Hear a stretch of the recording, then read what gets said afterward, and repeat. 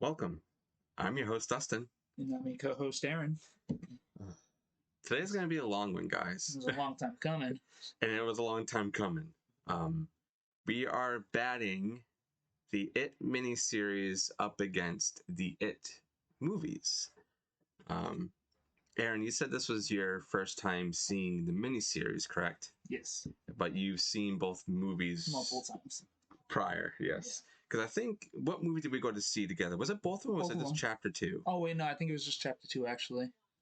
But I think we did watch the first one together. So. Yeah, I think you came over and we watched it before we went to see it. Something like that. Because we actually took a trip up to Salem with Trevor to go see it. I think that's what we did, and it was really cool too because it had there's a person in Salem who's always dressed up as Pennywise like during like the season.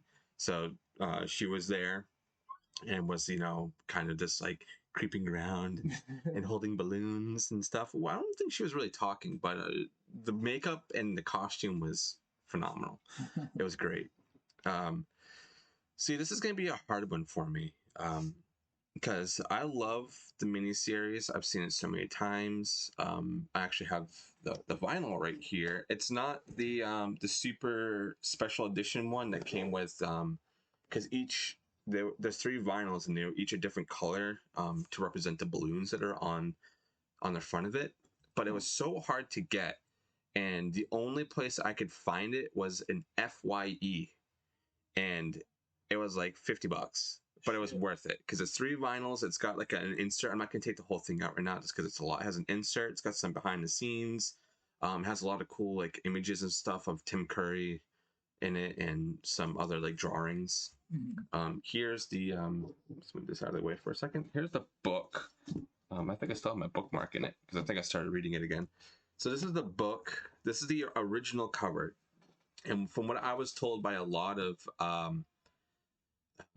book places around here, because I couldn't find this for a while, so I was trying to go and get a new copy, and then this one just popped up, and they were like, "Well, if you find the one that has the claw coming out of the sewer drain with the boat, this is actually kind of rare to find nowadays because there's been so many reprints, and a lot of the reprints are represented of the new movie, obviously, to kind of keep up with the times." So that's the original cover. It's kind of beaten up, but I'm trying to take care of it as best as I can. And literally, I've read that book like 8 or 9 times, and it's 1,000 pages. Aaron actually is holding the World of It. This is for the first. I'm pretty sure it's both chapters. I actually got this for Christmas, like last Christmas, from my stepfather. I wanted to go through it before this, but I've been so busy all week, and I wanted to get some more like in-depth look on like what they were doing and some because there's a lot of drawings and stuff in there and like concept art that's really cool, and they also kind of do a little bit of comparisons to the miniseries to what they did in the movies, and it's really cool. So I need to sit down and properly go through that. And Aaron, yeah, I'll let you do the exact same, or maybe I'll get a copy for both of us. But yeah, this is gonna be so fucking hard because I love Tim Curry and I love the way Bill handles Pennywise in this one. I mean, obviously, they're 2 completely different, actors, and one's made for TV, so it's obviously not going to be as extreme. As okay, this is on the big screen. This is big budget. Miniseries was kind of a lower budget. But what they had when they were doing it in 1990, I think was great.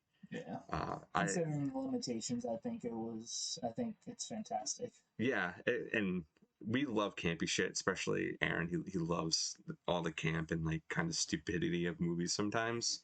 And I think the new ones, it doesn't take itself super seriously, but compared to the miniseries, it's definitely Feels more more like polished, I guess. But yeah, it does have more like a darker vibe, I feel like. definitely, because they knew that they had the budget for it, and now the way that times are with horror and the world in general, everybody can kind of take more. Even though I remember watching the miniseries as a kid and being scared shitless of Pennywise, and I think I only watched it once when I was younger, when I was on TV, and never again until like I want to say like 7 years ago. I actually have.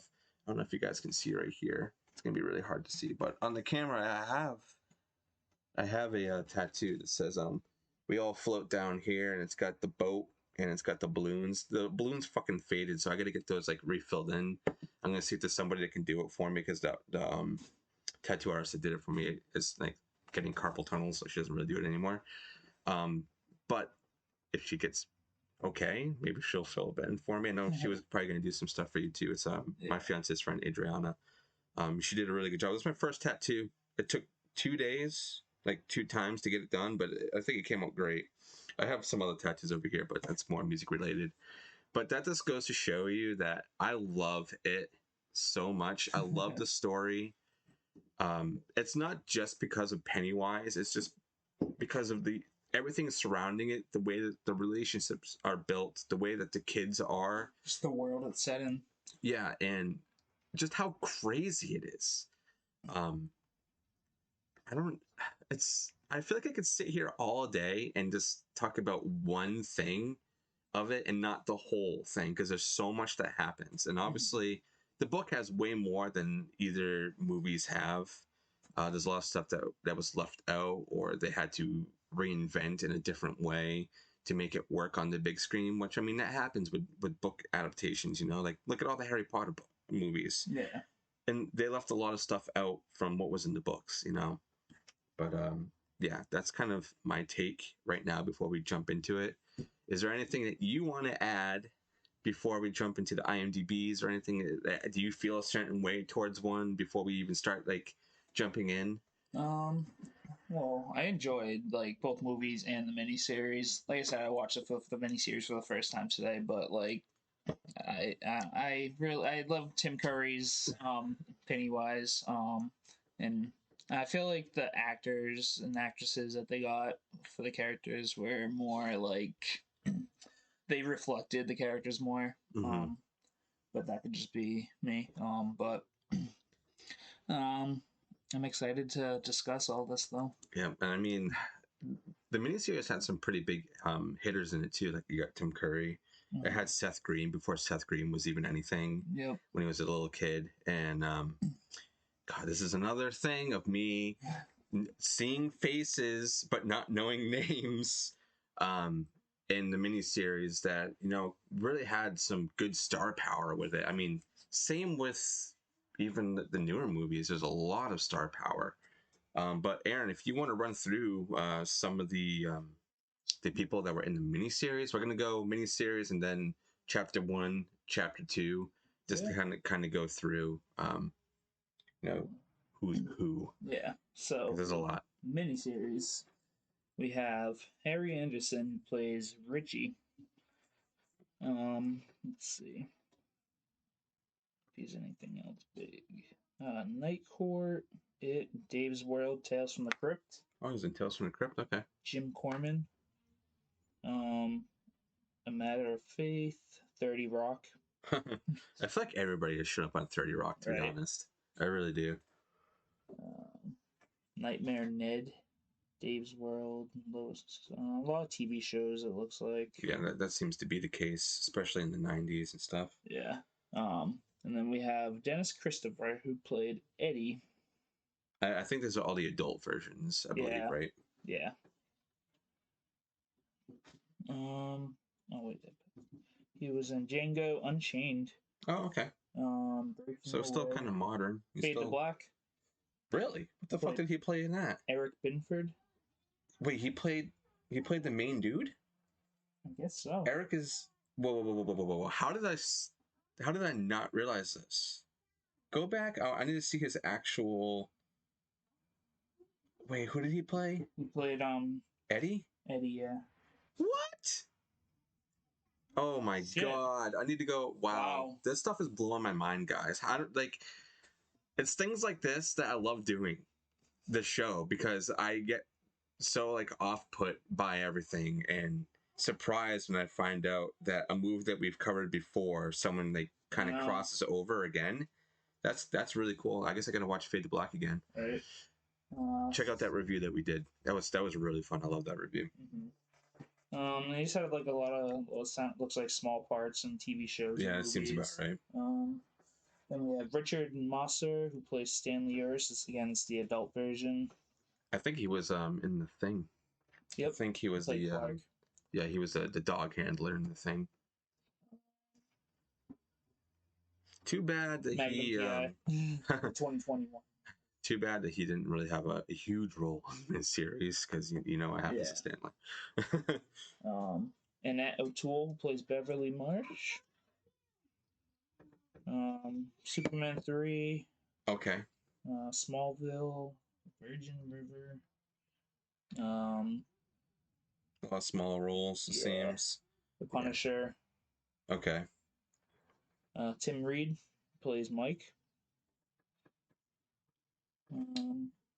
Yeah, I think a lot of these are just all kind of small roles. Obviously now you got Tim Curry. Another really fun fact is God, I always forget her name. Yeah. So Emily Perkins is also in this movie, and a lot of you guys know her from Ginger Snaps. She was the one of the kids, and it was not last year's Salem Horror Fest. It was the year before when they were doing it all digital. They had a reunion, of everybody on, doing like a kind of a Zoom call. I mean, Seth Green wasn't there, and I think there was another one that wasn't there.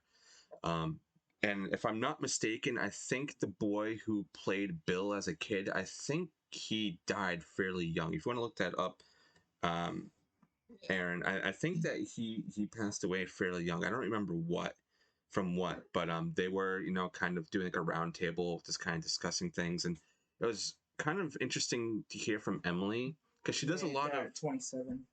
Oh yeah, 27 Club.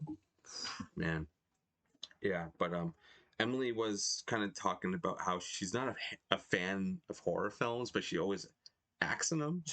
And people were even asking her, so why do you do it? Because she was also part of the Ginger Snaps anniversary that was also taking place during that Salem Horror Fest. Mm-hmm. So she was in like multiple panels doing multiple movies, and they were all horror films. And then they were asking her, it's like, oh, what do you go and watch any horror movies? She's like, no, that's not really my taste. I'm like, why does I don't understand that, because you kind of get that from actors sometimes. Like there'll be people who do horror movies, and then like someone will ask them, oh well, do you watch your movies, or do you watch horror films? And they're like, no, I don't really watch them. I like acting in them though, but I don't really watch them. Not really my cup of tea. Like I don't watch them after they're done. I'm like, what, you don't watch the finished product to see how you are in it? Honestly, if I was an actor, I probably would. Unless it feels weird because it's highly edited. Yeah. So I guess there's like a point. Because you are your own worst critic too, so like. Yeah, you'd be like, oh my god, I could have done that better. But is there any other people in there worth noting? We got Brandon Crane, who plays a young Ben. Adam Farazo or Fraser. And for you guys who don't know, Brendan Crane actually does a cameo in It Chapter 2. He actually plays the big guy before Ben is, when he's doing a Zoom call. Mm-hmm. The guy who's on the table, the big dude, that's the guy. That's the original Ben. No shit. So, another little fun fact there that some people don't really know. Seth Green plays young Richie. I mean, he's kind of, everybody knows Seth Green, I hope. Ben Heller plays 12-year-old Stanley. Emily Perkins. Young Mike is Marlon Taylor. Olivia Hussey. Why does she look familiar? She's been in a lot, that's why. Romeo and Juliet, that's where I know her from. Yep, she's been in a lot. I remember in high school, just that one name. scene where you see her titties. Aaron, of course. Well, it was high school. We were reading Romeo and Juliet. And she was just tied side and shows the was it the 1980 or something version of the movie, and there's this one scene where it shows her titties and everybody chuckled. We were in high school. I actually think they showed that in my high school too, if I remember, because we went through all the Romeo and Juliets. Oh, that's really funny. And then you got like the parents and Henry Bowers. side characters and Yeah, antagonists. we can jump to chapter 1 of it. I know this is gonna be a long segment of just going through everybody, but It's for the necessary. sake of batting the miniseries up against the newer movies, it's necessary. And also, we all learned something. We just fucking learned that the guy who was playing Eddie was in one of the movies that we reviewed, Fade to Black. So go check that out because great performance. All right. So now on to part one or chapter one of it. We got Bill Skarsgård who plays Pennywise. The Skarsgård family is in everything. And they just announced, which I don't know how I feel about this yet, but they just announced that Bill is going to be doing the new Crow. So he's going to be. I don't know if he's good. He was good for Pennywise. Like I liked him as Pennywise still, but because he has that face. But Yeah. It's just. I don't think he could. They need to get someone who's more like Brandon Lee to play. I have a thing.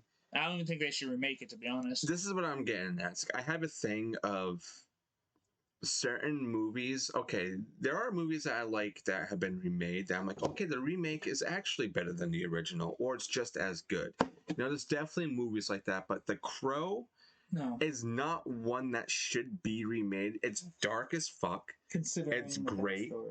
And also, if you don't have Shudder, get Shudder because they have a thing on Cursed Films and they go through The Crow. Oh, The Crow's on there? The Crow. Oh, no shit. So they have the Cursed Film episode on The Crow and they go through the whole thing and they kind of debunk some of the stuff that people were saying. And I know everybody was like, oh, well, somebody was out to go and kill Brendan Lee. Like the Chinese came to kill him. No, what really fucking happened is that somebody loaded in a false round and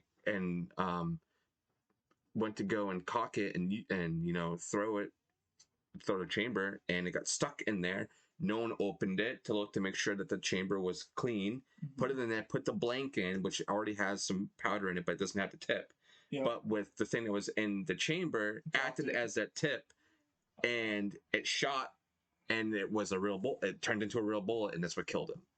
So it was Such a shame. People cutting corners, or people overworked, and I think they're even saying that the armor that they had on set went home, so they had to go and get somebody else off duty to go and do this, and it was some person. It's kind of like the same thing that's happened with what's his face. God, I was fucking forget his name. He's from 30 Rock, right? Yeah, and he was also in Beetlejuice. So you guys know what we're talking about. The shooting that this fucking happened, but Alec Baldwin. Yeah. So the same thing that's kind of happened with that whole thing is like kind of what happened with The Crow, but I think what happened with Alec Baldwin is definitely more of, I don't even know. Maybe they're the same. Both tragedies, but anyway, so yeah, go get Shudder, watch all the Cursed films. One of them really fucked me up really bad, and I told you about it, Aaron. Like I had to stop.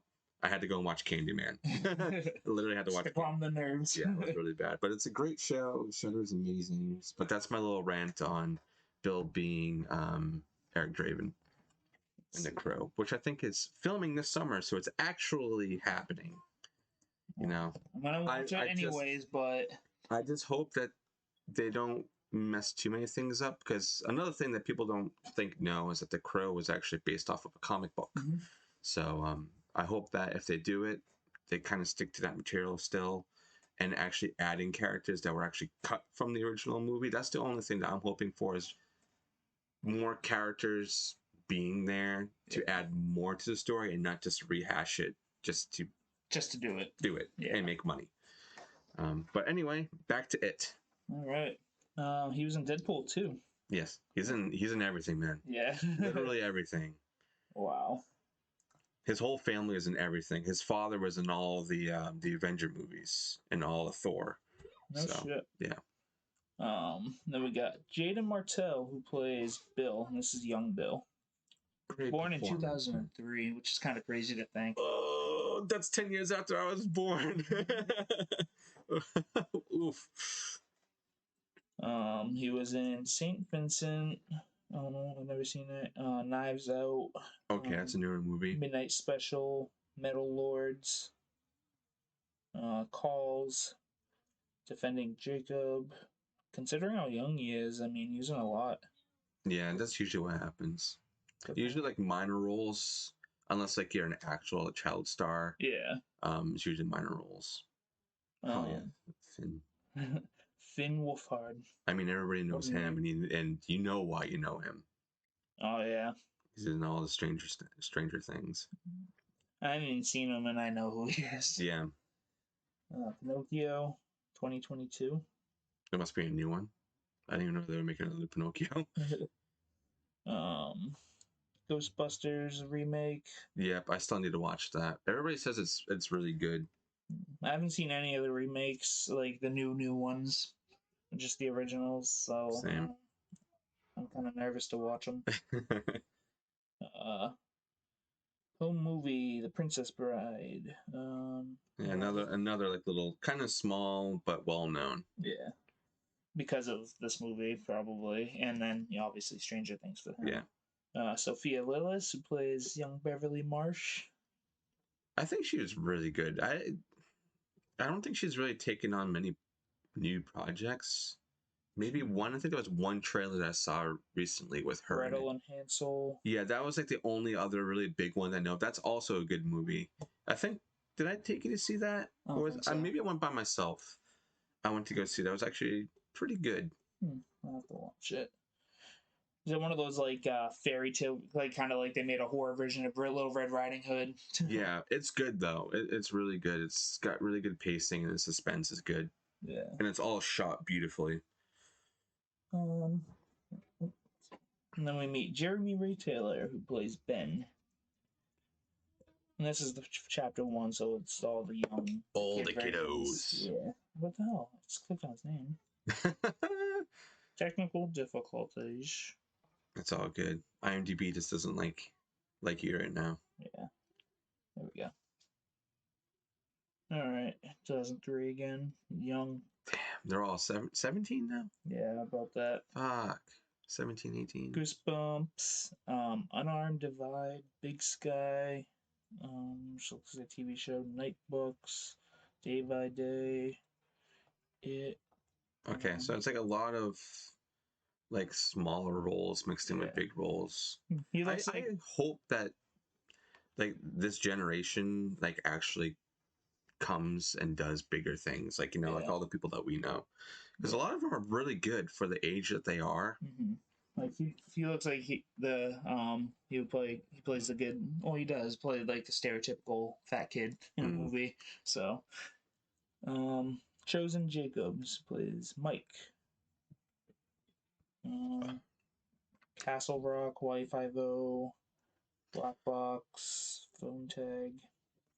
One thing that I just recently found out about was during the filming of the first like chapter 1, they were already working on getting people, like the older people who would look like the people, and they actually used the kids to tell them who they wanted.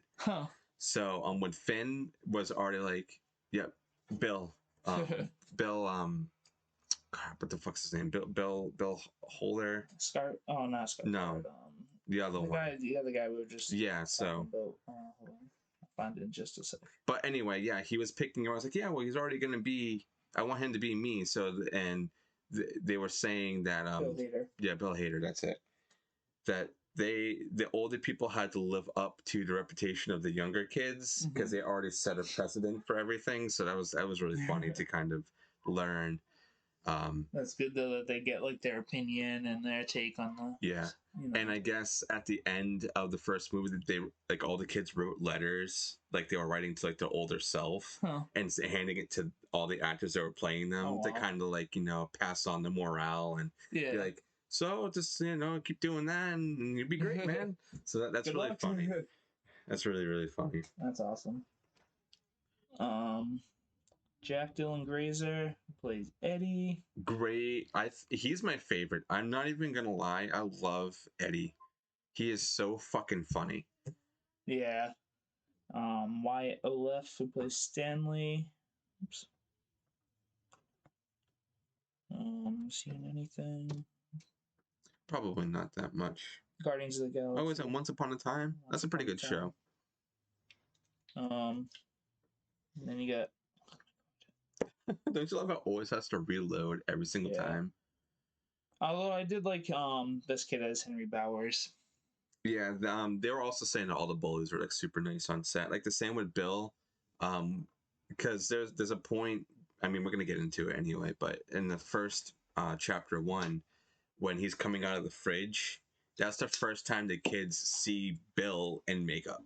Oh shit! So they like all the scares are genuine, but he's a nice dude, so he would go and make sure like you guys are okay, right? Like he's still in makeup, but like being like you all right.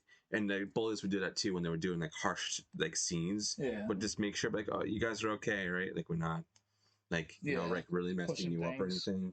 So that's really nice that there was a lot of like good Consideration for the kids. yeah, that's the morale on set was great. Everybody was having a good time. They're all having fun. That's good. That's what you need. Yeah, and I was also learning that the kid who played Georgie, in the newer ones, I guess was like super attached to Bill Skarsgård, and he loved Pennywise, like him in makeup, because he was so nice to him. Yeah. Even though he was really mean to him on screen for obvious reasons.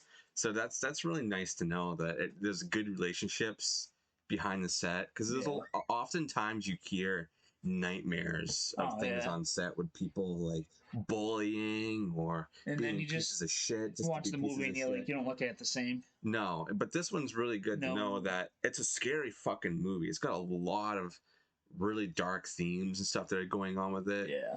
And a lot of visuals that are really dark, and it's good to know that there was a balance behind all that, behind the scenes. And that there were good vibes and yeah. So now on to chapter 2. I guess we'll just cover all obviously the older versions. Yeah. Jessica Chastain. Yeah, and that's another one because I guess the directors who did this one also did Mama. Oh really? So and she played in it, so they already said that we want her to play the older Beverly. Huh. So it's kind of cool that they kind of already knew who they wanted in these parts. So that's really cool. Zero Dark 30. Oh, I forgot about that movie. That's a fucked up movie. Interstellar. The 355. Couple of things. James McAvoy. Everybody probably knows him mainly because of X-Men. As I said, I didn't recognize the name, but Last King of Scotland, Atonement, Split. Oh yeah, he was also in Split. That's right. Yeah. The Sandman. He's been in a lot of things. He's a British actor, but he always plays American. It's always the way. Always. It's like with Hugh Jackman. He's British, but he always plays American. Oh, that's what I meant. Yeah, Australian. The accent sometimes, but the way that he speaks, it kind of sounds like he's British. Yeah. Bill Hader, of course. He's probably, besides James, probably the most well known out of all of them because he's done so much shit. Yeah. And he's funny as hell. Yeah, he is. Especially in this movie. Bob's Burgers. He played Mickey. Mm-hmm. Huh. Yeah. It's always Birds movie. It's always interesting to see, like, especially people in horror films, to see what other stuff they have. Like kids movies. Yeah, and you just see like a long list of kids movies, and it's like, well, that doesn't fit there. Isaiah Mustafa. Mike Hanlon. Another fun fact, I found out that he was hired for the role the same day as his wedding. Really? So he got married and also got the role at the same day. That's a good day, dude. Sorry, honey. I gotta go to the audition. Sorry. That's funny. It's like, he was born in Portland, Oregon. Shadowhunters, Horrible Bosses. Horrible Bosses is a pretty funny movie. Yeah, that one's funny. I love Charlie Day. Who doesn't? Yeah. He needs to be in every movie. He needs to be in a horror movie. He needs to be the villain. Yes. I could see him in like a movie where it's like a Saw situation where it's he's not directly doing the killings, but like he's like the mastermind behind it. Yeah. He's got the board behind him. I could just picture it when they finally meet him. He's like, "What's up, guys?" Yeah. I've been murdering your friends. Oh, Charlie Day is great. Please go watch Always Sunny. Jay Ryan, Ben who plays Ben Hanscom, James Ransone, who plays Eddie. He looks, oh my god, he looks so much like the kid actor of Eddie. And I was watching an interview of him talking with also the directors, and they're all like, yeah, he looks exactly like him. That's why we picked him for the role. That's crazy. And like even I guess his brother or whatever, when they went to go see the first movie, like he looks exactly like you, man. That's nuts. It's crazy how they can just track down these people and they're all actors, you know? And they all just happen to be in the same industry. So weird. It's like something in the universe knows like this is what you got to do, you know. Andy Bean, who plays Stanley Harris, and of course Bill Skarsgård again as Pennywise. And then all the kids come back for like the flashbacks and there is one cameo of Stephen King in chapter 2 also. He sells the bike to Bill. Oh. So he's yeah. I'm gonna have to watch it again. It's just these movies are so good, but they're so long. Yeah. Like even the miniseries, I know it's 2 parts, but 3.5 hours, something like that. But together you get it on like the DVD or whatever, and they combined it. It's like almost 4 hours long. Like chapter 2 is almost 3 hours long. Yes, it's ridiculously long, but it's good. But let's go to Rotten Tomatoes, and then we will finally. I know, sorry guys, that we took the time to go through everybody, but it's necessary. We're gonna do the Rotten Tomatoes. This I promise will not help decide, and to me, which is better. No, hell no. All right, Aaron, give it to me. What are we doing first? All right, we're gonna do the miniseries. All right, so I'm gonna be guessing. Yes. Okay, we're doing critic score. Critic score. 25 reviews. All right, don't tell me if it's certified or not. Miniseries, I know it's held very high on a lot of people's list, but I always like to shoot a little lower. I'm gonna say it's like 75. 68. Pretty fucking close. All right, so audience now. How many reviews? 100,000 plus. Oh fuck, they probably ripped us to shreds. I'm gonna say like 45. 63. All right, so they're both pretty close. Not certified though, right? No. Damn. I think it has to be 70 or above to technically be certified, which I think is weird. You would think it had to be like at least in the 90s. Yeah, right. But there's been movies that we've done that were like in like 78% and certified fresh. Certified fresh, yeah. Okay, now we're on to chapter 1, critic score. All right, a lot of people tore this apart when it first came out, but I think it's really starting to get a lot of traction. I'm going to go like 86. Holy shit. You got right on the spot. Really? Yeah. Holy fuck, dude. Certified fresh. Okay. See, that's what bugs me, dude. Why is the miniseries not certified fresh? Why? Well, it's because this is what's mainstream. This is what everybody's seen, you know? I feel like the miniseries is kind of not hard to find, but like, you know, it's less, it's what started it, but lesser known. Dude, you gotta go. This is a remake. Okay, we always say, watch the original before the remake. I agree. And people just don't give a shit about that. Like, I love going to the original to see the source material. I mean, obviously this has source material from a book, but a lot of movies are just, they were scripted and went to screen. There was no book or anything behind it. Yeah. You know? And remakes, they have to go to the source material. So always watch the fucking source material before you watch the remake. I don't think I've ever went to go see a remake and then watch the original. Yeah, no, I always make sure I'm able to watch the original if there's a remake coming out. Yeah. Always. Or if there's a book, sometimes if I feel like it, I'll read the book. Because that's the source material before the movie comes out. Yeah. I did that with almost all the Harry Potter movies, and I did that with a few of the Stephen King movies that came out too. I read the books before I went to go see the movie. And the key is always to go in with an open mind. But anyway, back to audience. Everybody fucking loves this because it's just because it's Pennywise. Yeah. It's everybody wants to be like, oh, I love horror. I love Pennywise the clown. I'm so scared. Tasty, beautiful fear. And time to float. Because everybody loves it. They love that. And I was telling Aaron before, I was trying to find sound bites for the original, like the miniseries. Nothing online. And this is another thing we're kind of going to, is like everybody just wants the new shit. There's the only way I could have downloaded anything from the miniseries to put onto the soundboard for today's episode was if it went onto YouTube and then fucking cut like certain It things. would have been a process though. I found, I'm not even kidding you, 15 fucking soundboards for the new movie. Nothing for the original. Nothing of Tim Curry at all. It's like he's just wiped, and it's really it hurts me a little bit because Tim Curry did an amazing job, dude. He did.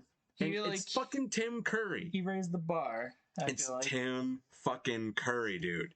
He's the man of many faces. He's been in everything. He's been in movies you probably don't even know of because he's probably behind makeup. Yeah. He's just like Gary Oldman. Gary Oldman is another I think one. you've probably seen a million movies with him, but you didn't even know it. Yeah, he's always like he's been in Bram Stoker's Dracula. He's been in all the Batman movies.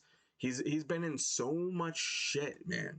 And it hurts me to know that nobody takes any time or care to even Watch go the miniseries. or even like this pull sound bites from the movie for me to fucking take. I know I'm getting a little selfish over here.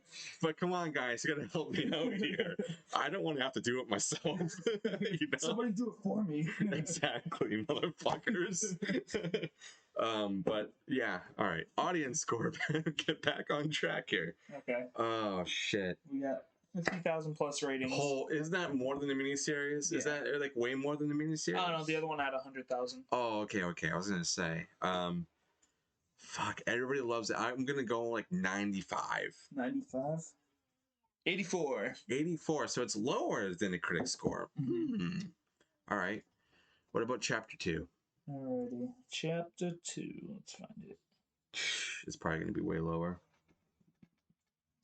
Way lower. Because I think chapter 2 got picked apart way more than chapter 1. But, we'll see.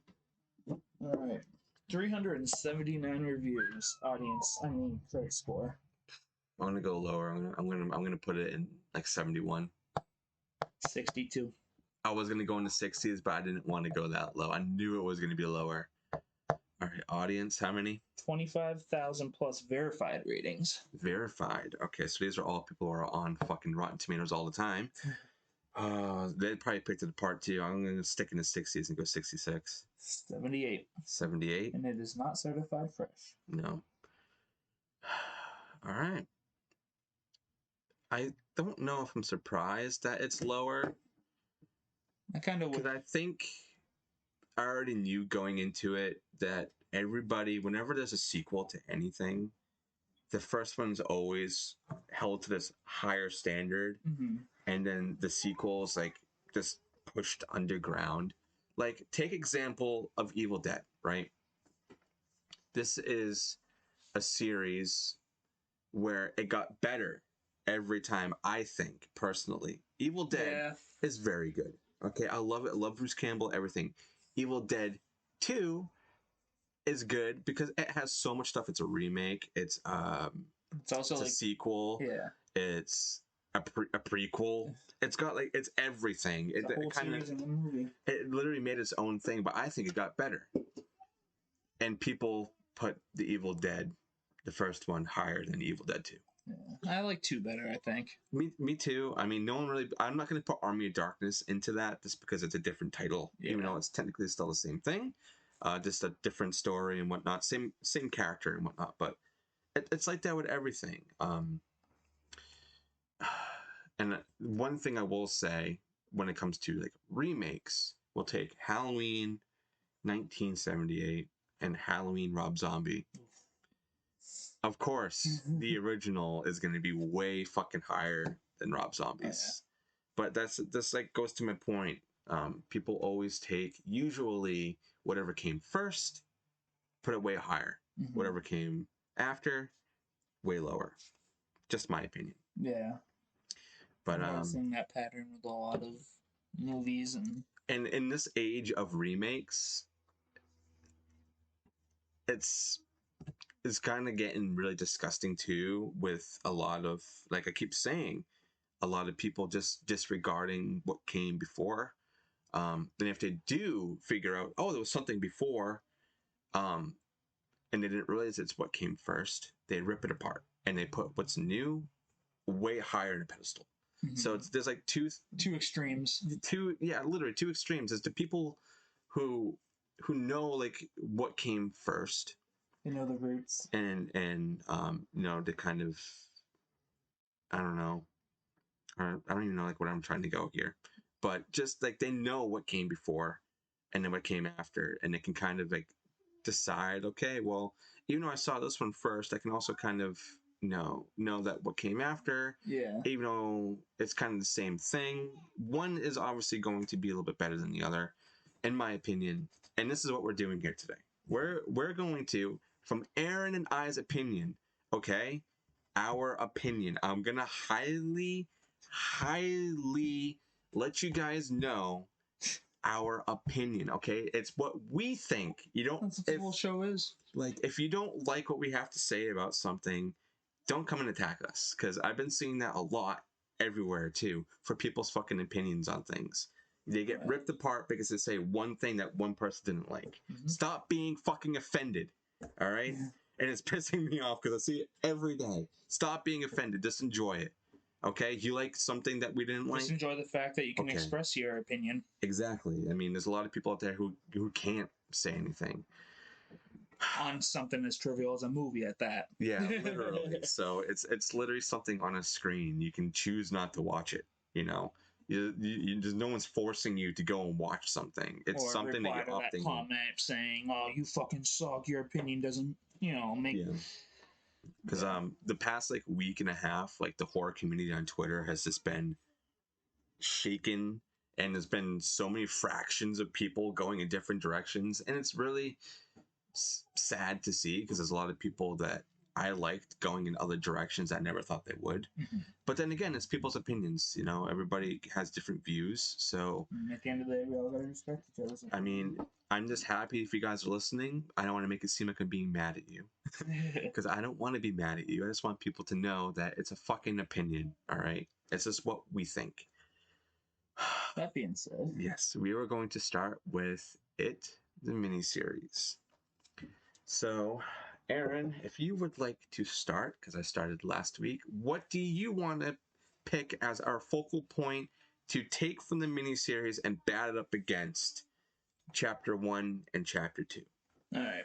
I think we should start with the infamous scene that everybody knows with Georgie. Okay, that's a good one, because one shows and one doesn't. I mean, I could bring the book into this, but there's so much in the book that's not in the movie, so I'm gonna leave it out, unless there's something that I feel like I can be like, well, the book said it was this way, and the movies definitely disregarded it. Yeah. There's definitely a few points in it that things were added that weren't in the book into one of the movies, just to add a little bit of flavor to it, which I think is fine, as long as it doesn't disrupt what's going on. It's not making something dumb. Yeah, exactly. But yeah, we can talk about Georgie. So, in your opinion, Aaron, which one do you think did it better? Because this is what all of today is. It's like, what fucking did it better? Well, the miniseries is fresh in my mind still. Like I said, I enjoy both of them very much. But, Same. Honestly, I'm gonna go with the miniseries because Tim Curry's Pennywise is just so fucking menacing and like, I don't know. Yeah. But we'll start off with in the house first, anyways. Okay. Bill's sick and Quote, quote sick, yeah. So they both got not that important, but well, even like how Bill makes the boat too is different in each, like where Georgie he's already got has the boat to made go. in the miniseries, doesn't he? And then I think he's like making it with him. But it's just where, because he sends Georgie to go off to get the wax. Yep. And that's what's different, because in one of them, Georgie doesn't have to go that far from what I remember, but in Chapter 1, he has to go so all the way downstairs. Yeah. And one thing to note too that's also in the book is that the mother is playing piano. Yeah, the Moonlight Sonata. and it's in that. I think it's in both versions. Oh, okay. So you watched it earlier. Was she playing piano? Yeah. Okay, so yeah, it's in the movie and it's in, I believe, the show. Yeah, it was. So that's one thing to note, that they both got that right. But yeah, from what I remember. But in the miniseries, he only goes like down a couple of steps, and he's like, to grab the wax. So, but yeah, and in chapter 1, they make it a big scare. He doesn't like the basement, and I mean, it's a child's mind. Also, you kind of got to understand. Like as a kid, I was afraid of the basement. Yeah. Okay, let's be honest. And he goes down there with no fucking lights. Yeah. So he goes down and grabs it and brings it up to Bill. He triumphs and does it, and he's like, "Oh, Bill, let's go outside and play." He's like, "I don't know, Georgie, you're not feeling too good today," because Bill's got that stutter. So if I remember correctly too, I feel like in the chapter 1, he's kind of more of a dick to Georgie. I can't remember. Yeah, he definitely is a little more, unless just annoyed. Yeah, but like in the miniseries when I was watching it, he's like, "Georgie, be careful," and he's like, keeps stopping. He's like, "Be safe out there." Yeah. Yeah, I remember that too. So like, one is more, I guess, like in the modern time, even though it happened, throughout ever, that the older brother is always a little bit mean to the younger one. Yeah.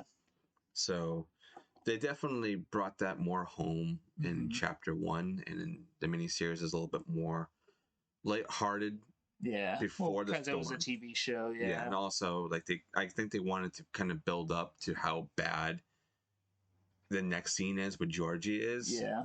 But with chapter 1, they kind of already set these expectations of he's being an asshole. Georgie already knows that he's being an asshole. Yeah. But he's going outside to play anyway because he's a kid. Yeah. It's raining. He wants to sail his boat. He wants to go sail his boat. Nothing wrong with that. Just as long as you're careful. I think he does say in chapter 1, like, Georgie, be careful. Yeah. For what I remember, but not to the extent. Also, the little girl on the tricycle, is that in chapter 1? I can't remember. No. I thought so. That, I believe, is in the book, though. Oh, okay. So, this is another thing, is that both the miniseries and chapter 1, chapter 2, like, take things from the book. Yeah, but they take different things. Yeah, but one adds more while the other one doesn't have enough. Yeah. And I'm just going to say right now that chapter 1 and chapter 2 have more of the book than the miniseries. But like I said, I think it was a budget restraint. Yeah. And also it's made for TV, so a lot of stuff. You can only put so much in there, yeah. Because it was way too graphic.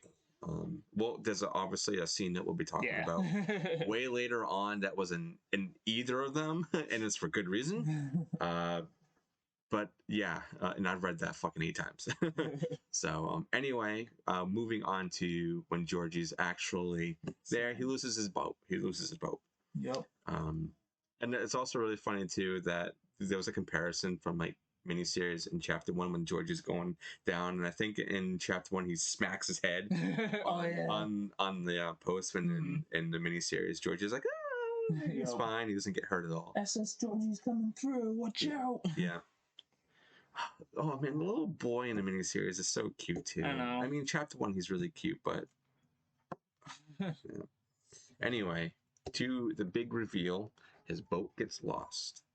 It goes down in the sewer drain. Oh no! And then we get, hiya, Georgie. Hiya, Georgie. Unfortunately, I don't have fucking, Tim Curry's. Hiya, Georgie. Hiya, Georgie. But from here, do you prefer the Tim Curry entrance or do you prefer the Bill Skarsgård entrance? Like, I want you to think of it as this way. You're a kid. Which one is gonna fucking frighten you more? Well, okay. So there's you got the appearance though. First off, yeah, Tim Curry's a little less terrifying. I feel like less like menacing looking. Mm-hmm. In the sense that like he doesn't have like, I think he looks more like a normal clown. Yeah. But, yeah.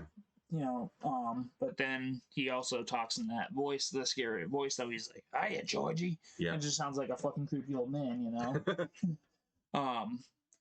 But, when you got, chapter 1, hiya, Georgie. I feel like that's a little less intimidating to a kid. And it's, he's like, oh, it's a clown, Yeah. So I think in the introduction of Pennywise, I think I'm gonna go with chapter 1 though. But in a sense, as from a child's perspective. Yeah. But okay, as someone who's read the book, I know I said I wasn't gonna do this, but I You can am. bring the book into it. The book describes Pennywise as more like how Tim Curry looks, not as what Bill looks, because Bill is more of an exaggerated clown. Yeah, he's got like the weird shape, and he's got like an alienness to it. Yeah. Where the clown from the miniseries feels more is human. more human-esque, and I mean, obviously he's got the big fucking head. Yeah. Like, they both have the big head, the big dome. But I feel like it's more exaggerated, like you said in chapter 1, though. Yeah, and like even the suit in the miniseries is what it's described as in the book. Okay. And in chapter 1, the suit is its own thing. Yeah. And I think they kind of did that just to kind of what the fuck's the word, with his face. He wants to like match it with his face and kind of get the whole thing. And I think Tim Curry is scarier in a way because it's more like, it's so like a regular clown that kids can be drawn to it easier, true. And it's brighter and it doesn't seem as scary. Whereas Pennywise from chapter 1 and chapter 2 is already off the bat scared, and even the kids in it are already scared of him without anything. Where miniseries, if a kid sees him, they'd be like, oh, it's just like, oh, well, I can't talk to strangers, and that's it. Yeah. But they continue to talk to him. But everybody's scared of Bills compared to Tim's. So I always found that really funny. I agree. Yeah, I agree. Like visually, I think Tim Curry's, I think it's superior. Yeah, I really do. But like I said, I'm looking from a child's perspective. I think the voice introduction, like the first time you're hearing him, I think Tim Curry's a little more threatening. The only thing that I would say to kind of counteract that, if I was a child, Pennywise scared me as a child already. Oh, yeah. But to add on something even more terrifying and exaggerated with like how Bill's eyes are lit underneath everything, and they're blue, and he seems all good and everything, and then as soon as they turn red and his face just does what Bill does. And that's another thing, is that he has an advantage of making himself scarier because he can do all his facial like expressions like without any effort, where Tim Curry, he had prosthetics and stuff to make him look scarier. His face and, So if we had to talk, like, if we off the bat right now, which Pennywise is scarier, I think I can kind of go both ways, saying that, oh, this one's scarier, this one's scarier. Like I was just saying, I think pros and cons. Tim Curry's one's scarier in a sense of that it's more relaxing and something you're familiar with. Put your guard down. Yeah, so you're like, oh, it's the clown. Where Bill's is scarier because it's intimidating, and he can do all these things with his face, and his eyes can change color, and his voice is a little more grittier. So it's definitely, it's tough to kind of decide. It's tough putting them up against each other because they both do, like I said, they both have like their pros and cons. They both did a good job. But I think I would. I can't, like, after talking about this, I'm can't believe I'm saying this. I think overall, I think Bill's is scarier. Yeah. Because out of the whole movie of the miniseries, Tim is very witty. He's very funny. But it gives it that, like you said, that campy, like, comedy. Exactly. And Bill's is scarier because of what he can do. Basically, but he's also getting cheated a little bit, because every time he's introduced, they do like this fucking glitchy like CGI thing, like him running at you, or that I could, or like all like the jump scares all the time. They're very cheap on that in that one. Because the old one, the original didn't rely on that, No, it was made for TV, and that's another thing you got to remember. It was made for TV. Yeah. But anyway, that's just our like Pennywise versus Pennywise. Back to the scene. So With the miniseries, we don't see George's arm get ripped off. No.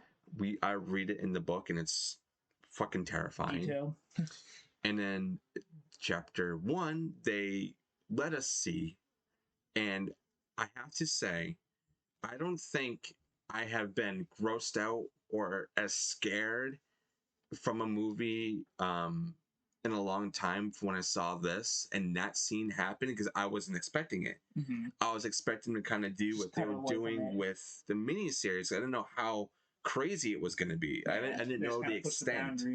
And like I literally had to turn away, and I was like, I can't believe that I just saw a little boy's arm get ripped off. And that's what was terrifying me. And then him also being grabbed and dragged, where in the miniseries you just see Tim's face, and then it fades away. Yep. Which goes back to the whole, like, you know, even with like Halloween 1978, it has like the ambiguity of it, I guess. That like that's what scares you, you know, because you can kind of just imagine. Your imagination fills in the blanks, and you can make it as scary as you want. Yeah. Where in that one, it's just telling you. Yeah. It's like it's in your face, and this is the rest of the movie. Have fucking Which is, I respect it. I like it a lot for that, because, you know, if it's like, it's more of a casual watch, I feel like, because you can just be like, it's like, oh, you guys' arm ripped off, instead of like, oh, what happened? You know, do you just pull him in, or you know what I mean? So. Exactly. Like I said, pros and cons to both. This is going to be a tough episode, man. It's actually making me hate myself right now. Like, actually batting things up. And I kind of hope that the people listening are kind of getting the same thing. And being like, shit, I didn't think of it like that. Like, really, like, picking things apart. Yeah. And being like, wow, okay. Fuck you for making me think that, you know? But that's the Georgie scene. Yep. So what's the next big scene that really happens? It's probably it would be when Mike's calling everybody, right? Yeah. And like how everybody kind of reacts, I would say. So and they're both pretty much more or less like nailed it. Like, I didn't read the book, so I don't know if compared to the book, but like compared to like, you know, each other, they were both basically the same. You know, they definitely all had the same careers and shit. Didn't change any of that. And I'm going by the order how the miniseries puts you, not by chapter 1, chapter 2, because remember we're doing miniseries versus chapter 1, chapter 2. So right off the bat in the miniseries, we're introduced to the grown-ups before we're introduced to the kids. Yeah. So we did the Georgie one because that was like the big scene that happened, and then we get introduced to Bill when he's older. So now this is gonna be me being. Do I prefer the newer cast versus the older cast? Because there's definitely certain people in the miniseries. I prefer miniseries Bill more than chapter 1 Bill. I think the way he acts and how his lines can come off and how he stutters is way more natural than what James is doing, because it feels forced and kind of like okay. Yeah. Like he wasn't working for it, and it doesn't feel so natural. But that's just. No, I agree with me. Yeah, I agree with Bill on the Bill. I like miniseries Bill better. And also like what happens with Bill in chapter 2. He's already like on set and not at his house. Where in the miniseries he's at his house writing, and his wife, you know, is there. But in chapter 2, he's on set and his wife is already doing it, and the guy who's filming is like, "Oh, you have really bad endings to your book," which I think is also what's told in the book, that he can never really write a good ending. Yeah. And I think that's the same in the miniseries. Did they say that at all? No, I don't remember that line, honestly. Okay, so then they left that out of the miniseries completely. But I think the next person to be called is it Richie? No, wait, yeah, I think it's Richie. Well, anyway, Richie, you know, he's a comedian, because as a kid, he was fucking He was comedian. The wise guy. Yeah, so he's the same in both, so I kind of can't do that, but I'm going to say Bill in chapter 2 is, I think, better than Richie in miniseries. Yeah. The guy who plays him. I don't know why. I think it's just because I really like Bill Hodder. Yeah, I do too. But I love his Bill's performance throughout the whole thing in chapter 2, and they go further into the story with each character at the end of the movie, and that's what I'm kind of coming off on right now of who I prefer, because I think Bill plays it really well. You know, now that I'm like, the more I'm looking back, it's like he was good for the role. Because he's already in a lot of comedies. He's already has that like personality where he's kind of, like I said, like a wise guy, and he's funny, and Yeah. But he can also be serious when he needs to be. Exactly. So I think I agree on chapter 2 though, but okay. Richie, but So I really want to know what people are thinking. I want people to start making fucking tier lists. yeah, right. I should probably do that. I want everybody to make a tier list, or I'll make one and send it out to everybody who you guys prefer. But who's next? Is it Ben? Ben, yes. I think Ben's called. I don't. Oh yeah, Ben in the miniseries is a fucking asshole when he's older, but in chapter 2 he's so nice. Yeah. He's just like how he was in chapter 1. Yeah. And in the book, I think he's an asshole though. Yeah, I was gonna say in the miniseries he's kind of a fucking dick and like kind of a douche, but in chapter 1 he was more humble, and like he still had, like you said, like the I feel like he still had like that like personality he had when he was a kid, where he was kind of like just that chunky kid, even though now. But who do I fucking prefer is the question. I'm going miniseries. Do I want the asshole, or do I? You know, actually, no. Wait. No, I for kid, I choose miniseries. Kid, but adult. Though, yeah, adult. Yeah. Okay. We're going strictly adult right that's now. Right. Shit. So I'm gonna say, even though he's an asshole, I'm going miniseries just because I feel like chapter 2, he's too nice, and he's also. He gets into like a car accident, right? When he's on the phone, he's like driving, and because the scenes there, the call goes differently too. That's Eddie. That's right. In chapter 2. That's right. I'm thinking Ben Big Kid. Ben Big Kid. Oh. But Ben in miniseries is an asshole to all the girls. Yeah. You know, and I think it kind of comes off of because he really liked Bev when he was younger, and he was like, whatever. But I'm gonna go miniseries Ben, just because he's explored a little bit better. Yeah. He's more true to the book, where I think chapter 2 Ben, he's too nice, and he doesn't really have a lot of like. He's not explored that much. Yeah, he doesn't have as much personality. Yeah, that's just my opinion. But you're going chapter 2, I think Ben? so, yeah. All right, so we got differences there. Then we'll go Eddie. Right. Eddie in the miniseries, I think he's still living with his mother. Yep. Where in chapter 2, he's married to someone like his mother, who is, funnily enough, played the girl who plays his wife in chapter 2 is his mom in chapter 1. Oh, shit. So she continued the role just as a different person. But he's still pretty funny, and he's still, kind of talked down. They're like, oh, you gotta be careful of this and careful of that. Because he's like in chapter 2 too, he's like an insurance guy, right? Yeah, and I have to go just off the bat chapter 2 just because he's way funnier. Yeah. In miniseries, like, he's funny. He's less of like I feel like he still gets picked on, but like I feel like he's more confident in the second one in chapter 2. Yeah, he is, and he holds his own now. Yeah. And just everything that he says is really funny.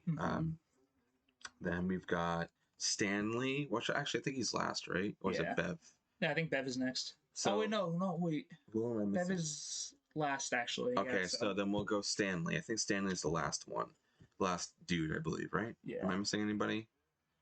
Oh, no, because Mike called, so it was Bill, Ben, Richie, Eddie. Yeah, okay, so it'd be Stanley. So Stanley gets called. And both of these scenes are pretty much the exact same from movie to movie. And miniseries is called, he kind of like freaks out. He's like, panics. And he's like, I'm going to go take a bath. And his wife is downstairs, and he goes to take the bath. And I think we get a flashback in chapter 2. We might also in miniseries, just him as a kid. But he slits his wrists in both of them, and also in the book. So that's true. The only thing there's 2 things that are different in chapter 2 that weren't in the miniseries. that was in the miniseries. So miniseries, you see the it on the Yeah, I wall, was gonna say that. and in chapter 2 they didn't have that. And also in the miniseries, his wife finds him and fucking screams. You know, Yeah. chapter 2, nothing. She's like, They just get a she gets a call later and she explains it to Bev. yeah. I kind of can't really pick a better Stanley because they're both dead. But I would probably go miniseries Stanley just because it's the guy from The Thing. Yeah, but also I liked that they threw in like the blood on the tub saying Yeah. it. And, Yeah. so, I think it was a nice little touch. Yeah. Was that in the book or? Yes. Oh, okay. And now Bev, who has the hardest situation. Yeah, because these are all kind of carried on to like how they were as a kid. Yeah. So like their relationships of who they were socially to other people is what was kind of brought to them. Yeah, supposedly, you're yes, like it's normal to end up with somebody like your parents in a relationship. So Bev, I think in the miniseries she's at work talking to her husband. I guess they work together as, is it a fashion thing that they make clothes or some shit like that? I think that's in chapter 2. I don't remember if that's in miniseries. Yeah, they're like in a factory. Yes. They're in a meeting and then she gets the call. They're like, "Oh, you have a call from me." She's like, "Oh, we have a few minutes. We'll take it." And he's like, "I said no phone calls." And her husband's like an asshole. So there's more of her husband in the miniseries than there is in chapter 2. And the way that chapter 2 is, they make it seem like they're gonna flip it. Because like he's introduced to being like a nice dude and like, oh honey, I'll go get you this. But in an instant, he just snaps. Like he grabs her and says like, why would you lie to me? And you're just like, oh, they are going there. Yeah. So it's like they kind of play with you a little bit. When in the miniseries, he's kind of a dick right off the bat. Yeah. I like the miniseries because he like they went right off. Yeah. How is it compared to the book? The book is very detailed, way more than any of them are. But if I have to go husband for either of them, I'm gonna go miniseries just because I didn't like the whole "I'm gonna fake you out" type thing.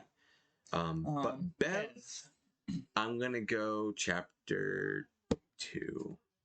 Let me think about this one for a sec. I'm just trying to compare like the scenes like next to each other. You know what I mean? I feel like the scene where he's like attacking her is kind of not dragged out, but like I feel like they dramatized it a little bit in the new one. But with like literally beating you with a fucking belt, slapping you across the face, and punch you in the eye. Yeah, I like that she in the miniseries that she like fucking she holds her ground. Yeah, she holds her own, and she's like, "Fuck you, I'm leaving." Yeah. So I'm gonna go miniseries. Okay, so that takes care of all of the older people. Next big scene would be shit. There's so many of them. I know. Maybe getting introduced to. Is it when they're at school and we meet Ben for the first time? No, that's a little bit later, right? Mike. Mike and. So maybe the bullies. Oh, we can talk about them a little bit. Yeah. Or we can just go and straight talk about the kids. Who do we prefer? We can probably do that. We'll do that one since we just did the older people. Yeah. So, starting off with Bill. This is tough, man. Because they both are really, really good. Yeah. But when I think of it, I think miniseries Bill. Mm-hmm. So I'm going to go miniseries Bill. I love chapter 1 Bill. I do. I think he does great. Yeah. But I'm going miniseries just because that one sticks to me way more. Like just the way he looks, the way he acts, and how he can like do the stutter really good. They both stuttered very well, and that's kind of a weird thing to say that they both can stutter good. But yeah, miniseries Bill. I do like miniseries Bill. I like I think it does come. He does come off a little more natural, but I feel like there's a little more character development, I guess, with him. I don't know. It could be just me in the miniseries. In the new one, I think there's more character development all around, all together. Yeah. In the newer ones than there is in the miniseries. I think I like chapter 1, Bill. Okay. Yeah. All right. Then we'll go. Overall, we'll do Richie. And this is probably going to be biased because I love Seth Green. Yeah. But I do too. But I also really love Finn. This is tough. But who do I think is funnier? That's where I have to go down. Seth Green obviously has a a career built on comedy. Yeah. But this is before he was really This was that. And Finn, he's been in a lot of things that kind of already built around sort of comical for his age. So I'm gonna go chapter 1. Yeah. Richie. Don't hate me, guys. I know everybody's like, why did you go in Seth Green? Seth Green's a fucking mastermind. I think I'm going Seth Green though. Oh, okay. Honestly. So you got two sides, so you can't hate us now. You can just you can hate me. You can love Aaron if you like Seth Green. Eddie. Chapter 1 Eddie. Yeah, chapter 1 Eddie, for sure. Just like the way that he can just like move his body and talk really fast and do all these. Yeah, because I feel like it brought out like. Fuck your mother. You know. Yeah. Yeah. No. Chapter 1 Eddie. Yeah, that's gray water. You're gonna get sick. It's great. Because he has that uptight, stingy, like that matches he's the type of kid that needed his inhaler, like that, the typical. It's a gazebo. It's bullshit. Yes, for sure. I could not find that somewhere. I really wanted to. Ben. Oh, this is a tough one because I love both performances. I do too. Both. Shit, man. Okay, but who? Oh, man. Shit. I think I'm gonna go. Yeah, you say first. Series Ben, just because he had that face that it was just like that, chubby kid. You just wanted to squeeze his cheeks. I thought you were gonna say you had that face I wanted to fucking punch. Oh, I was gonna say. and I think we'll go miniseries. Ben. Oh man, this is so tough because I kind of like the way Ben in chapter 1 is kind of like introduced and how he gets everybody to be introduced to it and the whole like history, where in the miniseries it's kind of rushed. That's true. But I kind of can't hold it to that standard because it's a miniseries and it's for TV. So that's another thing that I keep again to consider too. But yeah, I think I'm sticking with miniseries Ben though. Although, are you guys gonna hate me if I go chapter 1 again? I'm stuck actually, because chapter 1, I like how there's more of an interaction between him and Bev when they first meet after class, and he's got his headphones in and shit, and she he has that model, and he breaks it. He's like, oh yeah, and it shows that he's like his klutzy personality. And he's listening to Boys to Men. Yes, and he's like, oh, don't mind. Man. They both do a great job. I'm going chapter 1 actually. Yeah, me too. Yeah. I'm going chapter 1. So we did Bill, we did Richie, we did Eddie. We gotta do Stan. I'm gonna. Oh my god. Are you going chapter 1 again? I don't know. I think I want to go miniseries. I want to go that way too, just because I think he is a little bit more. He's more brave, I think, in the miniseries than he is in chapter 1. He's more like, guys, we really shouldn't be doing that. And he was played by the kid who played Neville, didn't he? Wasn't he? No. What am I thinking of? I don't know. I'm thinking of a different movie. But yeah, I think I'm gonna go miniseries Stanley too, just because he's a Boy Scout, and in chapter 1 he's just Jewish. Yeah. Even though I think he was Jewish in the book, and I think he's also Jewish in the miniseries. But he has more character to him than he does in chapter 1. So I'm gonna go miniseries for Stanley. Yeah. Me too.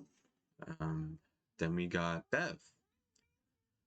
Oh, I love Emily Perkins because she's so good, but I also really like chapter 1. I feel like chapter 1 again. Like you said earlier, there's more character development all around, but I'm starting to hate myself, man, because I love the miniseries. No, I do too, and now I'm like, and I don't want my opinion of choosing one over the other to make me change how I feel about the miniseries. But hey, if that happens, that's what we do here. We find out more information and it changes our opinions, dude. And I think it's really just because of the morale that was on the set. They probably weren't as rushed as they were in the miniseries. Emily, I'm sorry. I'm going chapter 1. because I feel like she's just way more badass in chapter 1, and Yeah. she portrays more of what's in the book in chapter 1 than she does in the miniseries. Even though everything she goes through in chapter 1 is exactly what goes through in the miniseries, but what she goes through is more intense. Yeah. In chapter 1, she's a bit braver. She's more tough. She's a little tougher. I'm gonna go chapter 1. Same. So I think overall, I think we all both went more chapter 1 than we did miniseries. Yeah.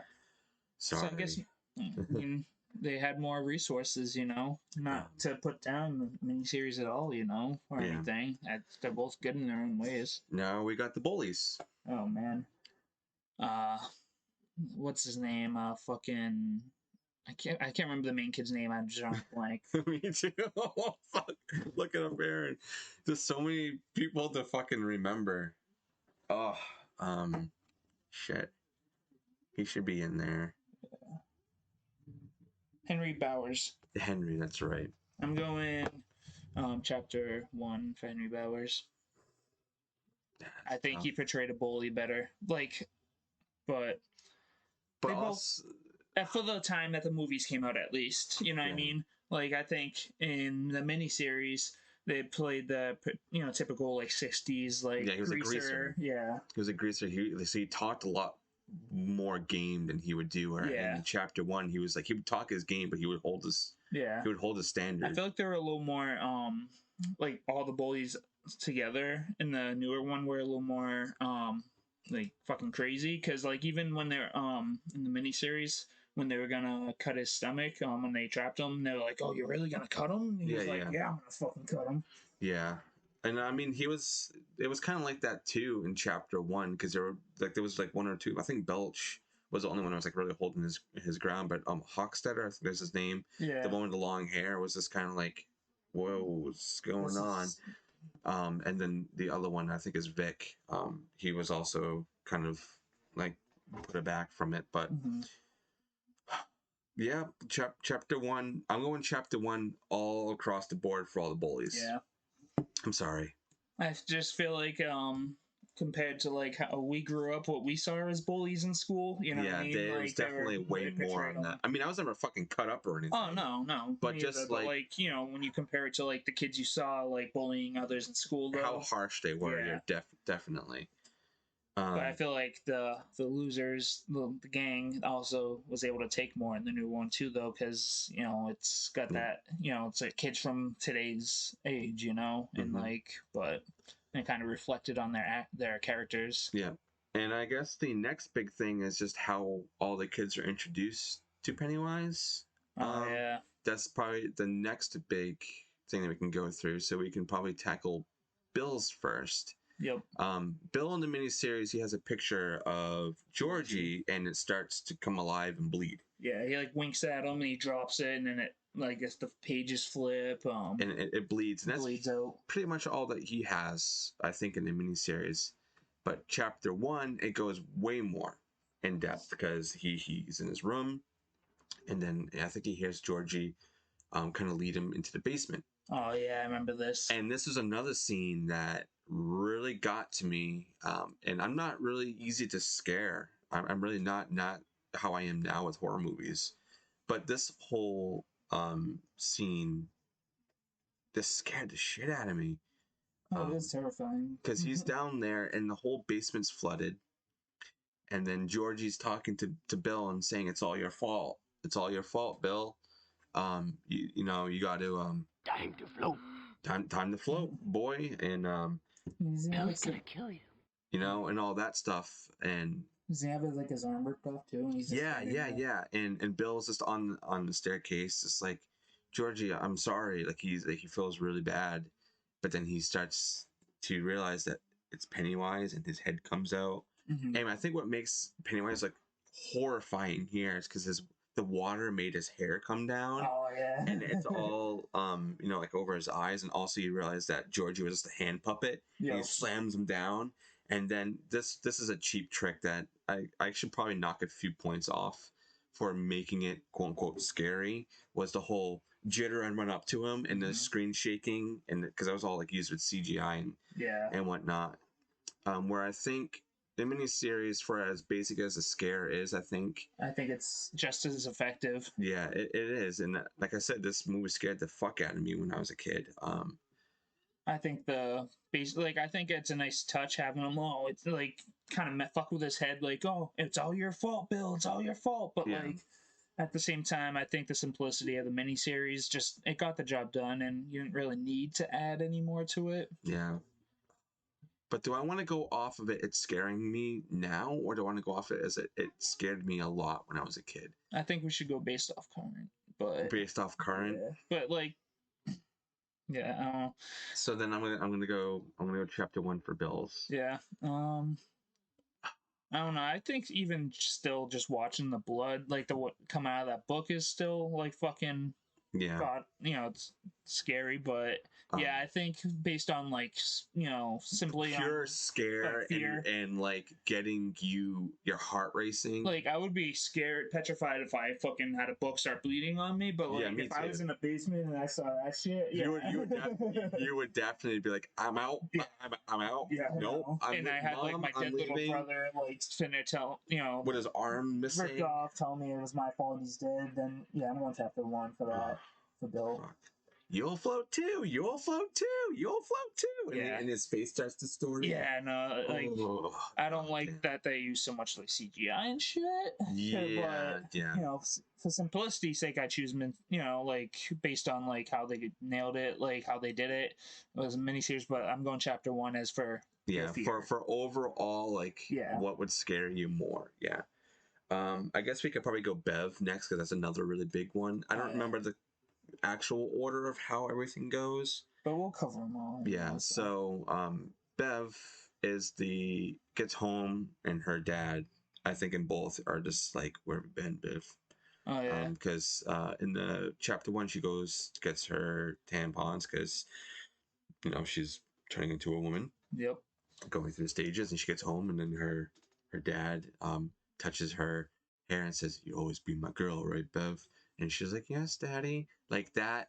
You can tell when she tenses up immediately. Like, yeah, and I think it's kind of the same in both of them. Miniseries. He's like, in the miniseries, it's kind of like, oh, I worry about you, Bev. I'll never hurt you, right, Bev? But that, like, right? I don't think he really like touches her or anything. No, and fuck. And in the book, it definitely goes to the extent that the chapter 1 goes. So yeah, he's like touching her hair, and then she goes into the bathroom, and this is the chapter 1 version. She cuts off her hair because obviously she's frightened, and she's like, I don't want anything of him on me. So she cuts off the hair and makes it short, and then she starts hearing voices in the drain, and this is where both of them line up. They both, in the miniseries, they both hear voices in the drains like, hey Bev, down here, Bev. It's me. We're all down here. And it's really scary. I think what the voices say in the miniseries is cheesier than when it is in chapter 1, just because of how the voices, I think, are mixed nowadays, can be heard differently. Yeah. But if I have to go over everything, I'm probably gonna end up going miniseries out at this one. But the next part is the balloon that comes, and that's in the miniseries. But in chapter 1, she starts pulling hair out of the drain. Oh yeah. And then it just explodes everywhere. Yep. Which is cool, but I think the subtlety of like the blood just kind of flowing up like a clogged drain is like I said, enough to like. But yeah, I'm probably and it's probably practical too, Yeah, that, and the only thing that was practical in chapter 1. Chapter 1, I think, is like when because there was hair that was part of her, so they kind of did that. Yeah. But a lot of the other stuff, like some of the blood coming up, I think was CGI. Yeah. Where in miniseries, it was just a balloon that eventually popped. Yep. And this blood everywhere, and she's like sitting in there, and her father runs in, and she's like, ugh. I saw a spider. Yeah, it's like, it's okay, Daddy. And he doesn't see the blood at all, and he's like putting his hands in the sink. Yeah, and he's like looking down the face. Yeah, so that overall is like way scarier. Yeah. And in chapter 1, it's just she has like the card that that Ben wrote. And he rips it up in the miniseries. Yeah. So I'm gonna go miniseries Yeah. for Bevs because it's just way more terrifying. Yeah, but I feel like in chapter 1 too, like it's scary in its own way in the sense like that it puts more focus on like what she's dealing with her dad because like Yeah. you know it's fucking dark, you know she's Yeah. been raped by her dad, you know. Yeah. Like I feel like yeah, in that sense it's scarier, but Mhm. if we're going based on horror though, obviously here, so I'm going miniseries. Okay. And this is gonna be I'm gonna have to go one way with this because in Richie, we don't see him in chapter 1 get introduced to Pennywise, but in the miniseries we do because he goes in the boiler and it's the werewolf. Yep. And that's what it is in the book because it's the time, so it's the 60s, you know, werewolf, the mummy, Dracula. Oh yeah. And that's what Stephen King was doing. It's like that's what they were afraid of. Yep. So yeah, I would have to go miniseries Richie because there's actually You really can't compare them. There's nothing to compare to. No, not really. Yeah. The only time that you get introduced to it is in chapter 2, but it's like way later on, and I don't want to introduce something that happens after. Yeah, I think I know what you're talking is about. when he's out there and it's the giant lumberjack dude that comes alive and starts chasing him. But even then, it's not really that scary. I think being a person in a boiler room with a fucking werewolf grabbing you, is terrifying as fuck. Yeah, miniseries. Then we can go Ben, you know, Egg Boy. So, Egg Boy. in the library, he's in the library in chapter 1. I don't. What is he doing in the miniseries that he gets introduced to? Ben, he sees him when he first sees him. He sees him at the Barrens. Okay, and that's what it is in the book. Oh, okay, yeah. So I think just seeing him at a distance and kind of like almost like he's waving, right? Or something like that. Like, hey, he's got balloons and shit, and he turns into his dad. Yeah, that's a. Oh yeah, because and then he's standing in the water. Skeleton, right? Yeah, and he's like, that reaches out of the water. Yeah. Yeah, and he's like, "Come over here, you'll love it." Yeah, I moved over here, Ben. This is my new home. Yeah. And then in chapter 1, Ben is in the library looking up more history of Derry because he moved to Derry. That was the whole thing. Is he moved and he started realizing, like, why is all this weird stuff happening? Yeah. When in the miniseries, I think he lived there his whole life. I think. Yeah, I think he was like moving around because him and his mother. Well, his father's dead. But him and his mother like staying with his aunt or something. Yeah. Okay. So it's pretty much the exact same thing, and I think that's how it is in the book too. But he starts reading, and it's kind of creepy because in the back you see like one of the the ladies that work there. Where he finds something, he's just like standing behind him, like out of focus. Mm-hmm. And if you don't look at it, it's very quick. But she's just like staring at him, like, okay, well, it's Pennywise. Mm-hmm. But he finds this image of a boy's head in a tree, and it was like an egg hunt, and that happened, and there was an explosion during the egg hunt. Yep. And then he hears something. Kind of go into like the archives. It's like down where he's going to put the book away. Yeah. And behind him, well, he sees like an egg, and then he looks behind him, and it's just like you see legs, and it starts going down, and eggs are falling down down the stairs, and it's a headless guy, and Ben starts running. He's like, oh, fuck, and then it's like flashing lights and stuff. Yeah. And then the classic Pennywise is behind him, Egg Boy, and starts running at him. And it's more CGI with the running and zipping across. Yep. Which is kind of tacky. Yeah, I'm gonna go miniseries because that's fucking frightening. Seeing that your dead dad's there. Yeah, it's almost like he's having hallucinations too because he like has to double take. He's like, whoa, am I really seeing this? Yeah, so miniseries for that one. Yeah. So I think so far miniseries is kind of taking over for the introductions of Pennywise to the kids. Yeah. Eddie, I think, is next. Eddie goes into pharmacy in the miniseries, or what happens to him in the miniseries? Eddie, I forget.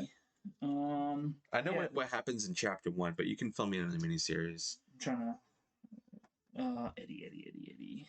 I'm trying to. I might be mixing characters. So I'm gonna go.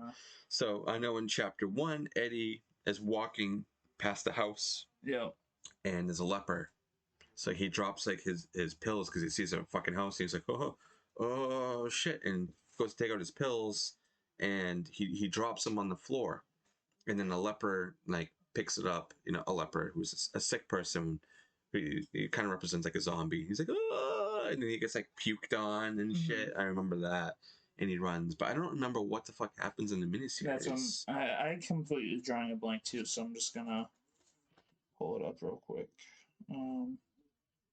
Oh, the shower. Oh, that's right, the shower The shower. scene. He's when his 'Cause- mama told him don't take showers Yeah, and then at the gym school. teacher's like, you gotta take a shower so he wasn't by himself. Yeah, and That was he pretty comes scary. and then he comes out of the grate, right? Yeah. Oh yeah. Yeah, he's like, let me make some adjustments here, ready? And he like opens up the fucking thing. Yeah. And Yeah. then they all start extending out and spraying at him. Okay, trapping him. miniseries right Yeah. off the bat. That's fucking. I mean, it's scary seeing like a almost zombie person in front of you. Yeah. But you could run away. But where Eddie was at this point, he was literally trapped there. Mm-hmm. And it's funny because this scene always fucking reminds me of Nightmare on Elm Street Part 2. Oh yeah. When he's in the shower and he's getting fucking like whipped. Mm-hmm. For some reason, this scene is always like reminding me of that. But yeah, it's also scary as fuck seeing Pennywise come out of the drain, even though the effects right there don't quite hold up. Because I think it was all like claymation. Yeah. But I acknowledge the effort that they put through on it. So miniseries for me. Yeah, same. Next would be so who did we do? We did Bill, we did Richie. I have to keep fucking going through everybody. Bev. Mike. We can do Mike. We'll save fuck, who was I just thinking of? So we have Mike and then we have Stanley, right? I think Stanley, yeah, Mike and Stanley. So we'll do Mike. I know in chapter 1 he is bringing meat. He delivers meat to all the local businesses, and he sees Pennywise hanging in the back like on a meat hook and has like eyes, but he doesn't really have an interaction. No, not until like later in the movie. The only thing that he interacts at that point is fucking Henry. Yeah. In that in chapter 1 anyway. In the miniseries, what the fuck? Does he even get introduced to him? No, he doesn't. No, because he just gets bullied right off the bat. Yeah, he gets. Yeah, they're like waiting around the corner for him. So he kind of gets introduced like way later on. He kind of just joins the group. Yeah. But Stanley, I know in chapter 1, he is at his father's place. I don't know what it's called because he's Jewish. I don't know what. The Sorry guys, I'm synagogue. I don't. It's whatever. Maybe that's what it is. I'm really bad with like establishments. I'm sorry, guys. If you're Jewish, don't hate me. I want to say synagogue, but I could be wrong. So yeah, he's like putting away like books, and then like a painting falls, and it's like a painting of something that he's scared of because it's got like a demented like figure on it. It's like a woman or something. So it falls, and he picks it up and puts the painting back, and it's not there. But then in the shadows, the thing's like coming at him. Yeah. Another like cheap scare, jump scare, go. Yeah. But that's all that really happens. And in the miniseries, I'm trying to look. Stanley. He has to have been. Did he get? Aaron just watched the miniseries today, and I watched the other movies the other day, so I'm drawing a blank on all the miniseries stuff. Maybe he wasn't introduced, but he had to have been. Right? Oh wait.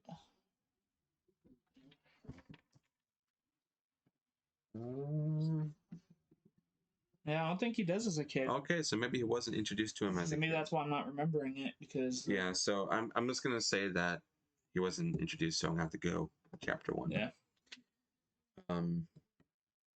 Yeah, yeah, he doesn't get really introduced until they like they're all like together and they're like like, oh, did you see a clown? Did you see a clown? Then he kind of then oh yeah, so he has to like convince himself, right?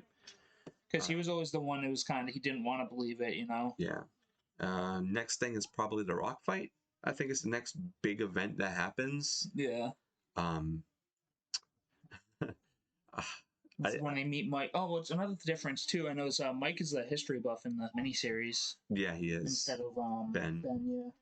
Yeah, I think it takes a little bit for Mike to be introduced to the group in chapter 1. I think in the miniseries it's kind of like right off the bat, isn't it? Kind of, yeah, sort of in the beginning before everything pops off. Yeah. Yeah. So maybe they kind of align the same way. They meet, when like he's being chased by the bullies and then. Yeah, and then runs into the group. Yeah. It's kind of the same thing as this one. The boys are going to look for the missing girl, and they go down, and then that's when fucking Eddie's like saying, "It's fucking gray water, get out of here," you know. Yeah.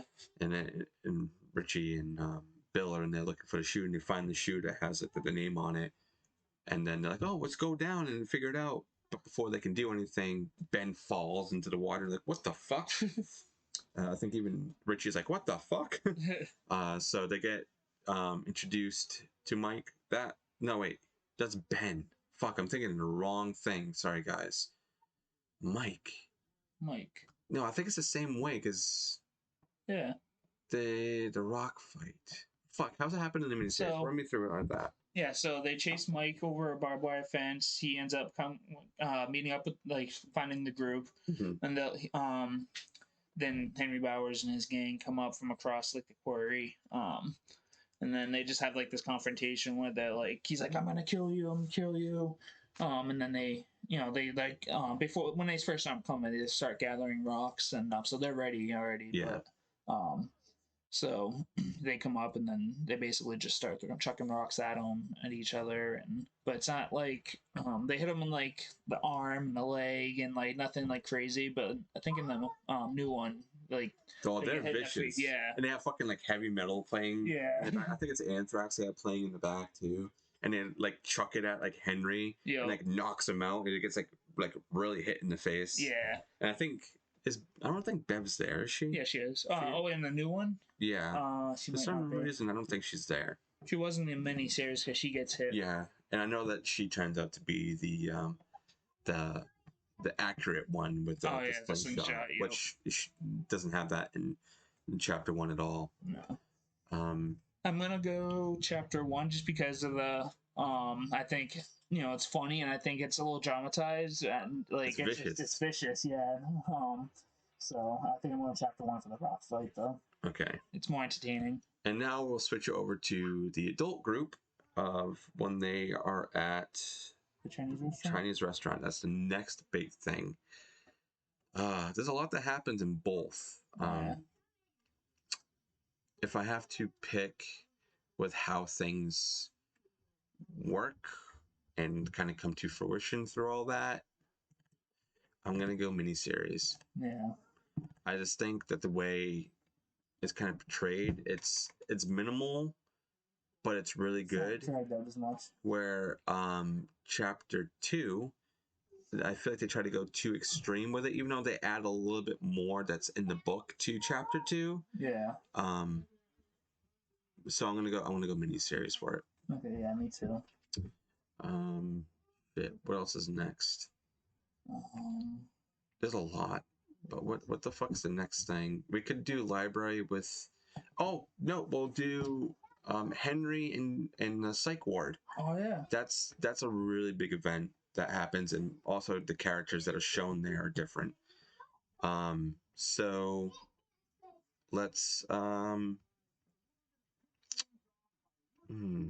Chapter 2, it's I think with the miniseries, it's a little bit not as violent. yeah. He sees, I think, the moon, right, talking to him, where in chapter 2, it's none of that. But in the book, He's like it's right a there. moon. Yeah. It's a moon that he's talking to. It's like, you got to do this. You got to kill him. You got to kill him. So that happens. And also the body that comes underneath the bed is Belch, where in chapter 2, it's Hockstetter Mhm. that comes out, and he's way more fucked up looking. Yeah. And in both versions, he's handed the knife Yep. that he lost, and that was supposedly his father's. I think in chapter 1, but in the miniseries, I think it was just his. Yeah. But what am I gonna pick? I think if I have to go visually, I might have to go miniseries, just because there's more that goes on with him, like talking to the moon. Yeah. And then the way, Hockstetter is very terrifying in chapter 2, but I'm gonna go miniseries just because I like the way the events go. Yeah. It's tough because it's a big scene in both of them. Mhm. I think chapter 2 is cool, but because I think he like gives him the knife in like a balloon or something like that, doesn't he? Well, he has a balloon under Oh the no, bed. he pulls He's it out. like, Yeah, that's what it was. and then you see behind is where. Yeah. No, I'm gonna go miniseries. Okay.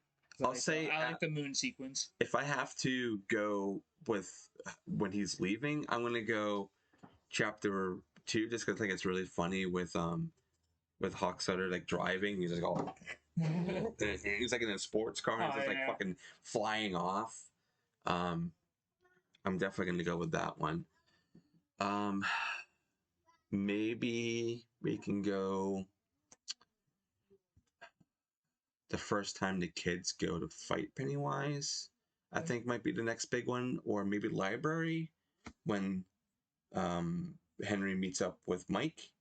Oh yeah. And then Mike sees Pennywise there, and then I think it's when Henry comes. We can probably do that one. Yeah. So I know in chapter 2, Mike doesn't. I don't believe he sees Pennywise. He just gets. He's going there to grab something and gets attacked by Henry. Yeah. And then the guys come, and he like an axe like falls out of a case, and I think it's Richie that kills Henry, and in the miniseries, he's got Pennywise kind of taunting him. Yeah. I think buying time while Henry comes. Yeah. What happens in that confrontation? Does Henry? I know he dies, but I think he just gets stabbed. Yeah. Or is it at the house that he gets stabbed? Can't. There's different confrontations. I think this is one of the scenes I started to fall asleep on. So. Because I know that Henry does show up at the house, but he also shows up at the library. In both, I'm pretty sure. Or maybe I think it's actually different because I think Henry dies at the house by his knife, and in chapter 2, he gets axed in the head. Okay. So I think it's 2 different. So I don't know if it's fair to put those up against. So I think those ones would be leave them be, and you guys can decide which one. Do you prefer an extended version of him going to the house and into the library, or do you prefer him just going to the house and dying? I guess is like what you can kind of go. I mean, I would probably go extended cut. Yeah. And we can probably say that's extended cut. Yeah. But then we can go kids confrontation first time with Pennywise. The whole them going down into the drain. And in chapter 1, they have to find the well house.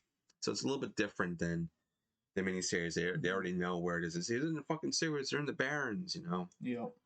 And, yeah, they gotta like track them down in the chapter 1. And another thing I want to say is that if you guys didn't hear it, I think in the last episode, if you haven't caught on, that our name is literally right after the Barons hideout, and the Barons from it.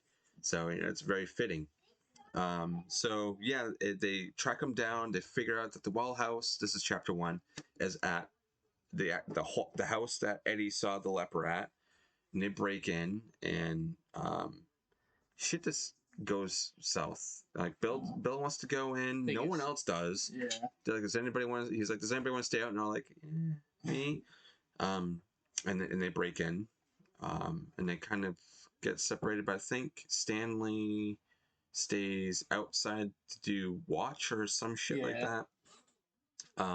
They go up. I know it's Bill and Richie and Eddie, and they go upstairs, and then Eddie hears a voice, and then Richie and Bill see the missing girl, and they get separated.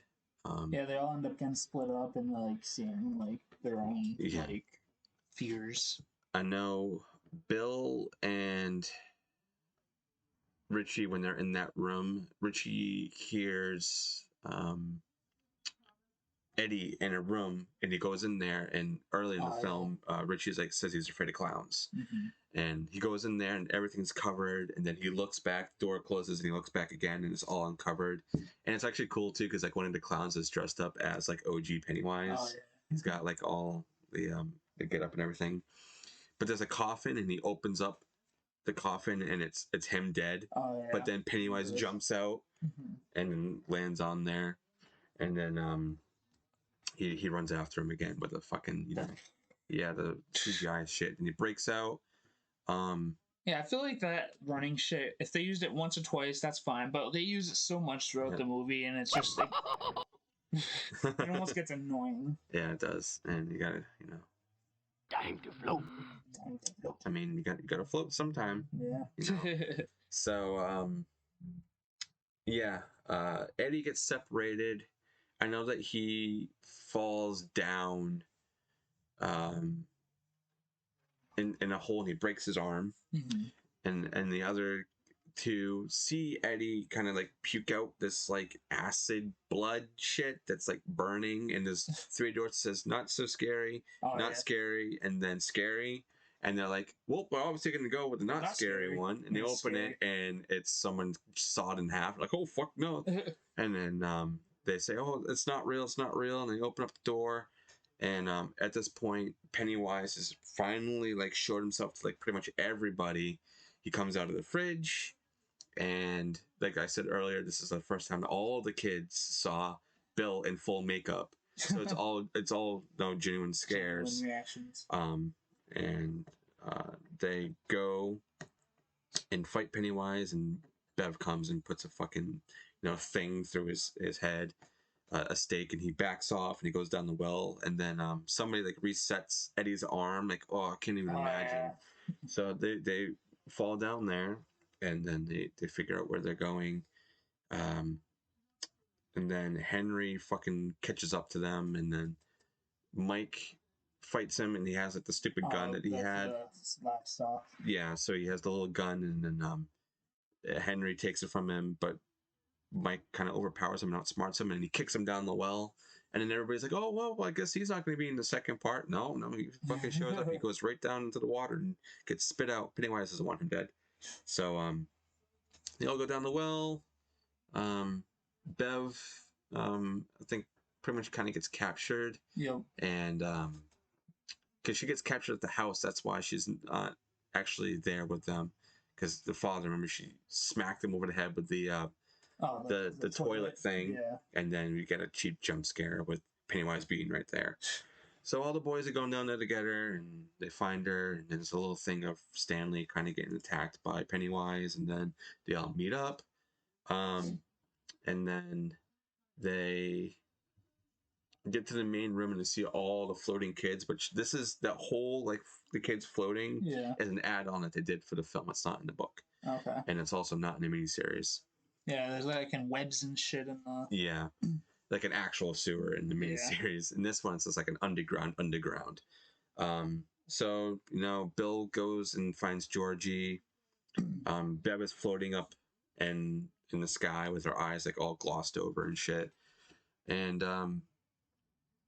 Bill pretty much approaches Georgie and says, "You're not Georgie," and shoots, and then turns into Pennywise.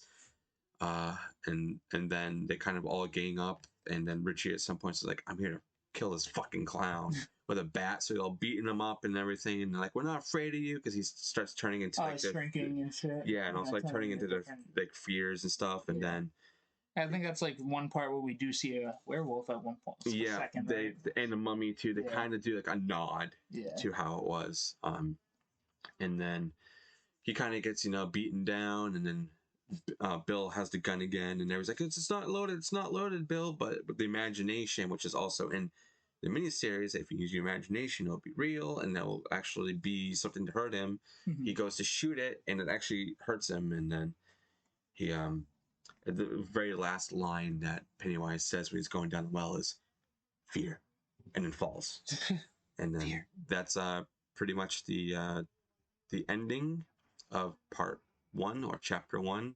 All the kids get out. They do the whole, well, if he comes back, we will all swear to do that, and did the whole blood oath thing. And right here, I guess I can kind of explain what happens in the book.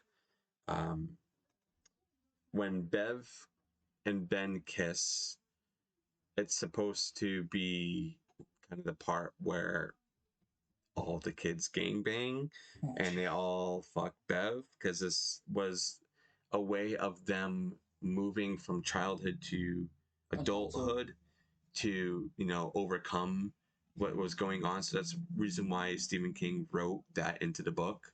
It was a way of them moving on to be better, I guess, in some sort of way. It's fucked up, That's 12. but if you understand it in that kind of way, it makes sense. And then obviously they can't show that shit on film. That's child pornography. That's illegal. So that's in the book.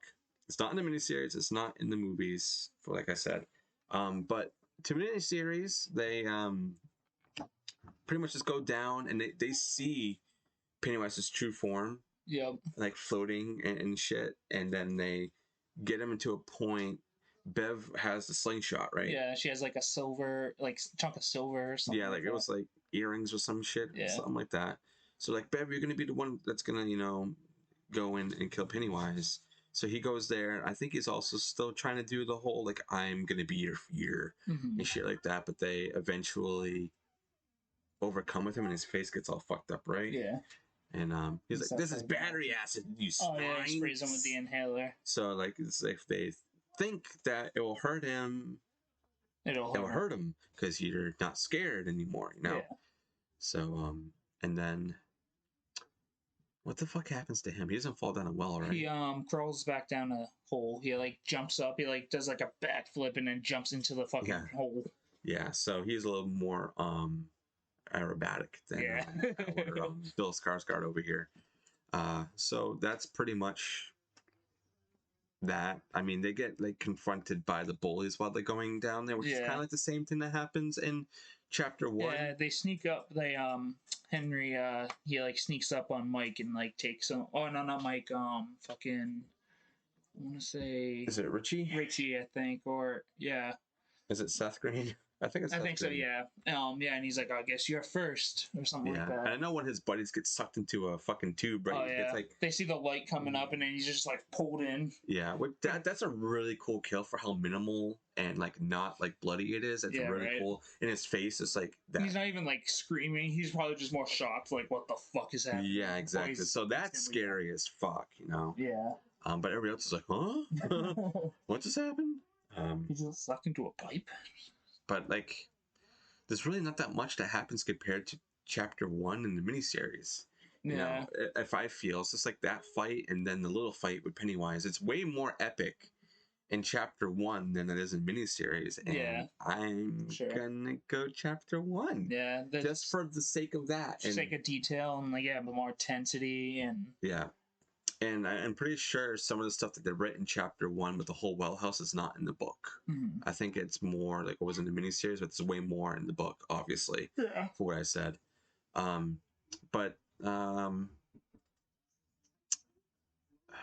I guess because there's more things that are in chapter 2 that were kind of added. I think we can talk about the ritual Chud because that's in the book. Oh yeah. Which was not in the miniseries. Nope.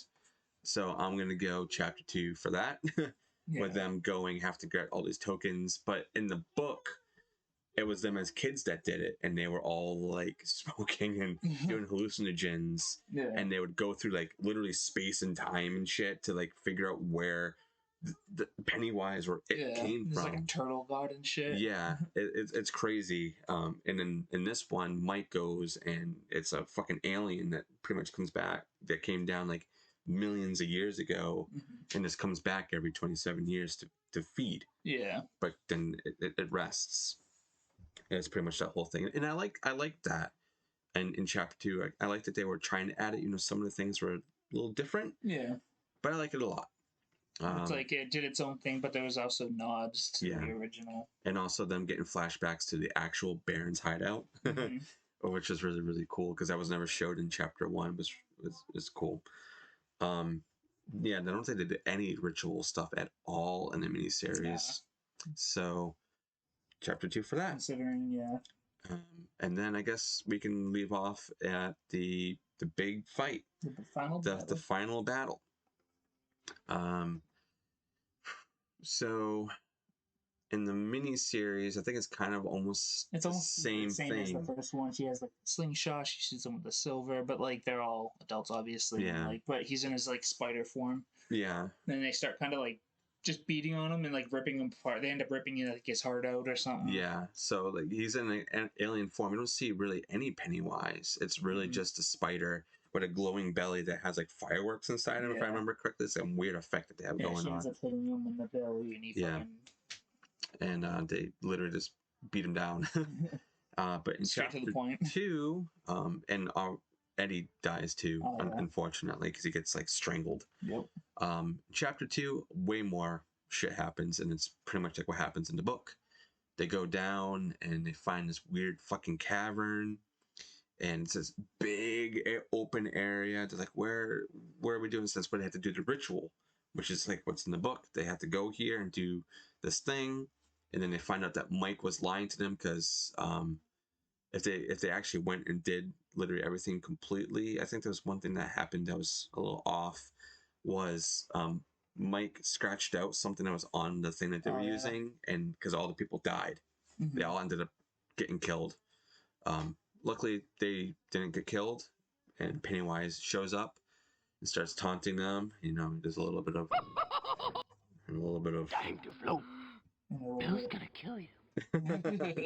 So he does a little bit of that stuff, and then he starts transforming into the spider, really, but it has the Pennywise face, and but he's just got big arms, and they're going off in different directions, and some of them have to go through certain trials to figure out what's going on. So Bev gets locked into a bathroom stall where Ben's being pretty much buried alive.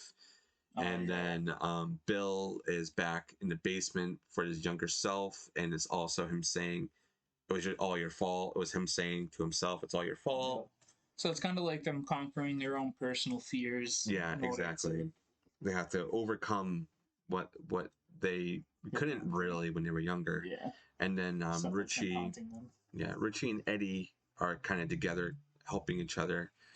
And then Eddie goes and takes one of the posts and says, yeah, because they've impaled him a few times. Yeah, so it's like, this is a kill. This is like a monster killer. It will kill you. So he throws it, and Pennywise has like his mouth open with the deadlights inside. So he's got some of the people like under the trance, and he just like throws it right into his throat, and then knocks him out of it. And everybody's like, "Oh, it's fine." And then Eddie goes to Richie. He's like, "Ah, I fucking did it, man! I killed him! Yeah, dude, fuck yeah!" And then Pennywise just impales him with one of his hands, and is like holding him and dragging him around. Yeah, and then just throws him down, and he eventually dies. But all the other guys are like, we gotta make him small. We gotta make him small. So we gotta make him think he's small. He's like, how the fuck we do that? So just start like saying he's like fucking worthless. Like, I'm not fucking scared of you. And he starts shrinking, and eventually turns into the little baby one. And then they pretty much just stab him in the heart and fucking kill him. Yeah. And then Eddie dies, and then they all go up. And this is when Bill does like the whole, like, Bill, the guy who plays Richie. Yeah. He does like the whole, he's fucking torn. Everybody's torn. They go and jump down into the water that they did when they were kids. Yep. But the fight.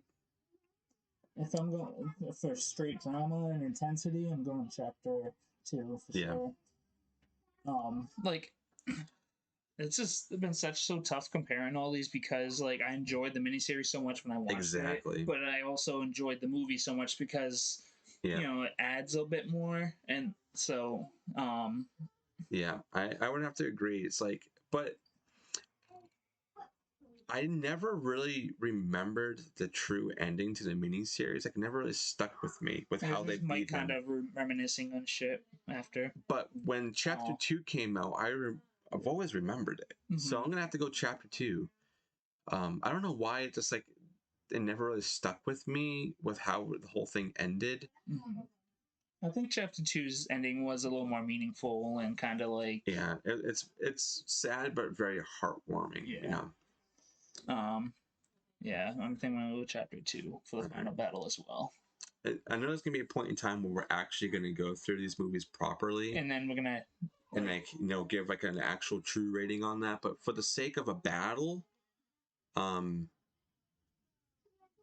think overall, I think we both voted for chapter 1 and chapter 2 way more than miniseries, and I was not expecting that. me either. I Because I was really expecting to like it a lot more. Like I didn't enjoy it a lot, but I was expecting it to end up being the miniseries. Yeah, me too. Because like I grew up on it, and I love Tim Curry.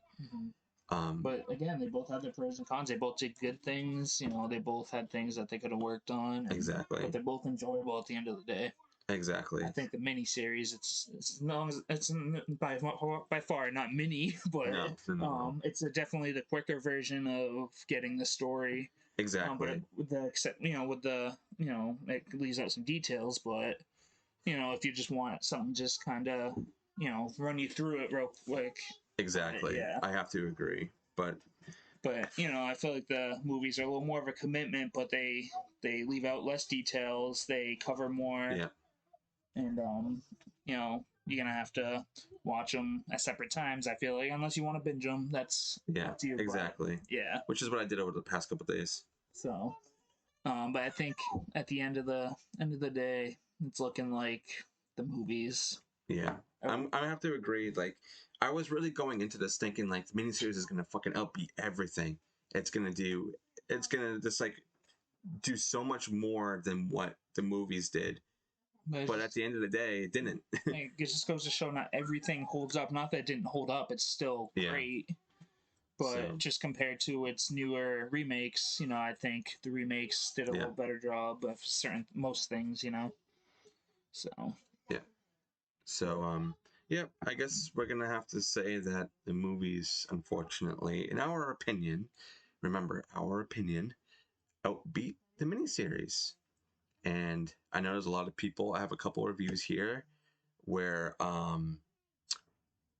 some people think the miniseries is way better than the not to say it's bad, but outbeat the movies. And like yeah, exactly. I'm not gonna say that they're bad. There's nothing wrong. Like, not gonna say there's nothing wrong with it, but it's just it's the way that it. Do we want to do a rating for them right now, or do we want to wait until we properly go through? I think we should wait. You want to wait? Yeah. All right. Well, then, on that note, we're going to move right over to comments from the Void. The Void. So we have one from Boomer from Podcast in the Woods, who will be actually on our show in 2 weeks. This is his comment on both of these. And he says, both iterations are so good in their own way. The original has that brilliant performance from Tim Curry, which I agree, and contains a lot of campy goodness, which is what we touched up on, and it is. The remake is amazingly acted by the whole cast, fun and truly creepy when it's supposed to be. Yeah, I agree. That's summed it up. Yeah, that's like not a negative nor a positive. It's just right down the middle. Everything is great. And then we have another one from Candy from The House That Screams. Hi, Candy, the final girl here from The House That Screams. We're a podcast. I actually, in the grand scheme of things, prefer the mini-series of it only because there's really stellar casting in it, and it kept the original timeline. I had read the book previous to that, and, didn't care for the censorship. I was excited for the new films, and then they did the jump scare every 10 minutes, which I feel really took away from it, as well as moving the 50s to the 80s, and it's just like everybody thinks it makes sense, but it does not within the confines of the story. It had good things, but Yeah. I mean, I have to agree on that one too. Like changing the timelines for everything, because the book was set in the 50s or 60s, 50s, and obviously they moved it because they wanted to keep. The reason why they did that is because they wanted it to be a little more modern. Yeah, that and to do the 27 years and shit, and whatnot. Which I think is good to kind of like draw the newer generation into horror. Because, I feel like a lot of kids nowadays aren't going to go back and watch the 1990 miniseries, No, which I think you should. I don't give a fuck how old you are. Go watch it. But I think it's a good rendition of it. I think, like as you know, I've never read the book, but from what you've told me, it compares with the book more so than the miniseries does. But I do like how it they kept things to how it was supposed to be, or how it was written anyway. Yeah. Yeah, it's just I'm so blown away by how I actually feel now. Yeah, right. Hey, maybe it'll be different next episode though, after another watch. So I really want to know, for everybody listening, send us your thoughts. Comment below. You can send anything to our email, which is the bhopodcast@gmail.com. Or you can comment on anything that we Twitter, post on Instagram. DM us. I really want to know your thoughts after listening to this. I know this was a long episode, and I knew it was going to be. Still not as long as Dean's. No. But this was so fun, and I love it. Kind of brought a lot of things to light, I feel like. Yeah, definitely. And this is one reason why I kind of like doing versus series on things, because you kind of tear things apart in a positive way. You're not really trying to look for negatives. At least we don't. I know there are people out there who definitely do it for the negatives. Yeah, I feel like you can kind of appreciate them both more at the end, for what they are. Yeah. Yeah, dude, this is just fucking nuts. Shit. I mean, I just watched both of the chapter 1 and chapter 2. Now I'm gonna go rewatch the miniseries. I'm gonna go watch the 2 movies now. And then I'm gonna watch the movies again and see how I'm feeling right now. Kind of still holds up to the viewings. I don't want this to kind of ruin how I feel about each of these movies. It's just thinking what is better is what's really messing me up right now. Yeah, it's hard to choose, but it's because they both have things that I like better than the other, and things that I don't like, Like Candy was saying, jump scares every day. Cheap, yeah. Like I agree on that. If we tone that down and made things a little bit more psychological, I think if Pennywise is more of a psychological thing and not so much like, I'm gonna run at you type thing. Definitely. Like more like I'm gonna fuck with your head. Because that's kind of like what they were trying to do with the miniseries, is like a lot more just mess with you. Yeah. And not so much jump scares, because everything was really practical. And left things to the imagination. Exactly. And chapter 1 and chapter 2, they used a lot more CGI for things, which it has its place. Like we always say that it has its place, but I think it would have been so much better with practical stuff. Definitely. Just we need a psychological Pennywise, and I kind of hope that's what we're going to be getting with the Welcome to Derry series that's coming out very soon. What's it going to be on? I think it was Amazon or HBO, one of those. Once I get some more information on it, I'll let you guys know. But I think the filming has already started. I think so. I'm excited for that. It's supposed to be like an introduction to Pennywise and how it crafted shit.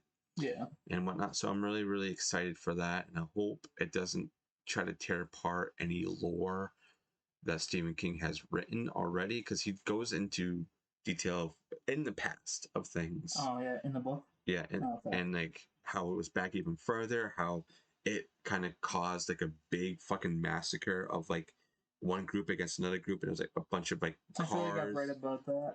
And like he would be in the back, like kind of making chaos so he could feed, because it was at a point where there wasn't a lot of kids, I think. Yeah. And he was using it to kind of feed on these people. And it was like a big gunfight that lasted like all day, and people were just dying left and right. It's really good. If you guys haven't read the book and you have time to read a 1,000-page book, please do, because it's great. Book, honestly. It's good. It's good. I have done an audio book with it once. It's really good. It goes by quick if you do it that way, because obviously someone's reading to you, so you're not going at your pace. But I feel like sometimes with audiobooks I can't imagine the way I can as I'm reading it. Because sometimes when I'm reading, I like to go back and reimagine things. Exactly. Yeah. But damn, man, what a fucking episode! Right? Are you happy with your outcome? Yes and no. It's not just. Are not you what upset with yourself? No, I'm not. Honestly, because as we change, our opinions change. Exactly.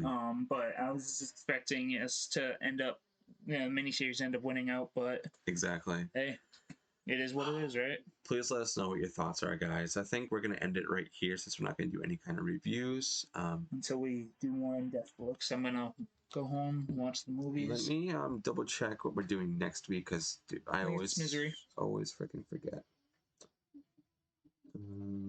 Either Misery or Firestarter. Oh, we're doing Salem's Lot. Oh, is it? Next week with Podcast in the Woods. Wow. Okay. So this week coming up, we still have 2 more weeks.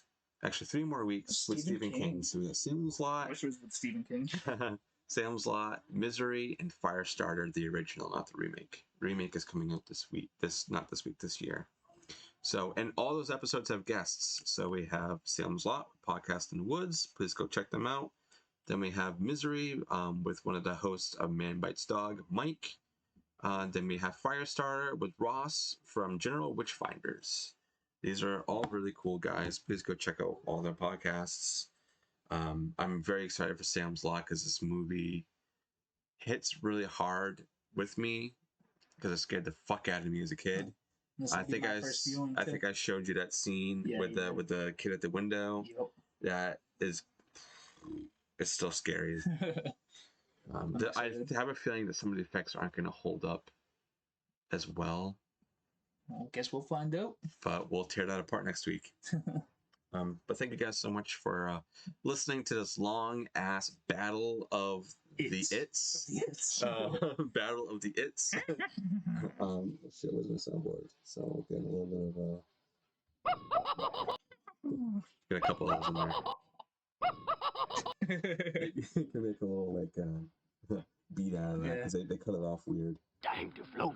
Time to float. If anybody has a soundboard of Tim Curry, please send it to me. Let me know where I can find it because I want some of that shit. I'll be using that shit in everyday life. But anyway, this was the Baron's Hideout podcast. I was your host, Dustin. And I was your co-host, Aaron. Thank you guys so much for being here. And listening to this almost 2.5 hour podcast. I hope you guys enjoyed it as much as we did. And let us know what your outcome was, because I'm very curious if you guys like what we were saying, or if you hate what we were saying. View the movies yourself and see if ends up how you thought it would. Maybe I'll make maybe I will make that list. We'll see. Of you guys can do head to head on certain things. But everybody, take care. Stay spooky. And go watch these movies. Read the book if you can. I'll catch you next week. Bye-bye. Have a good one.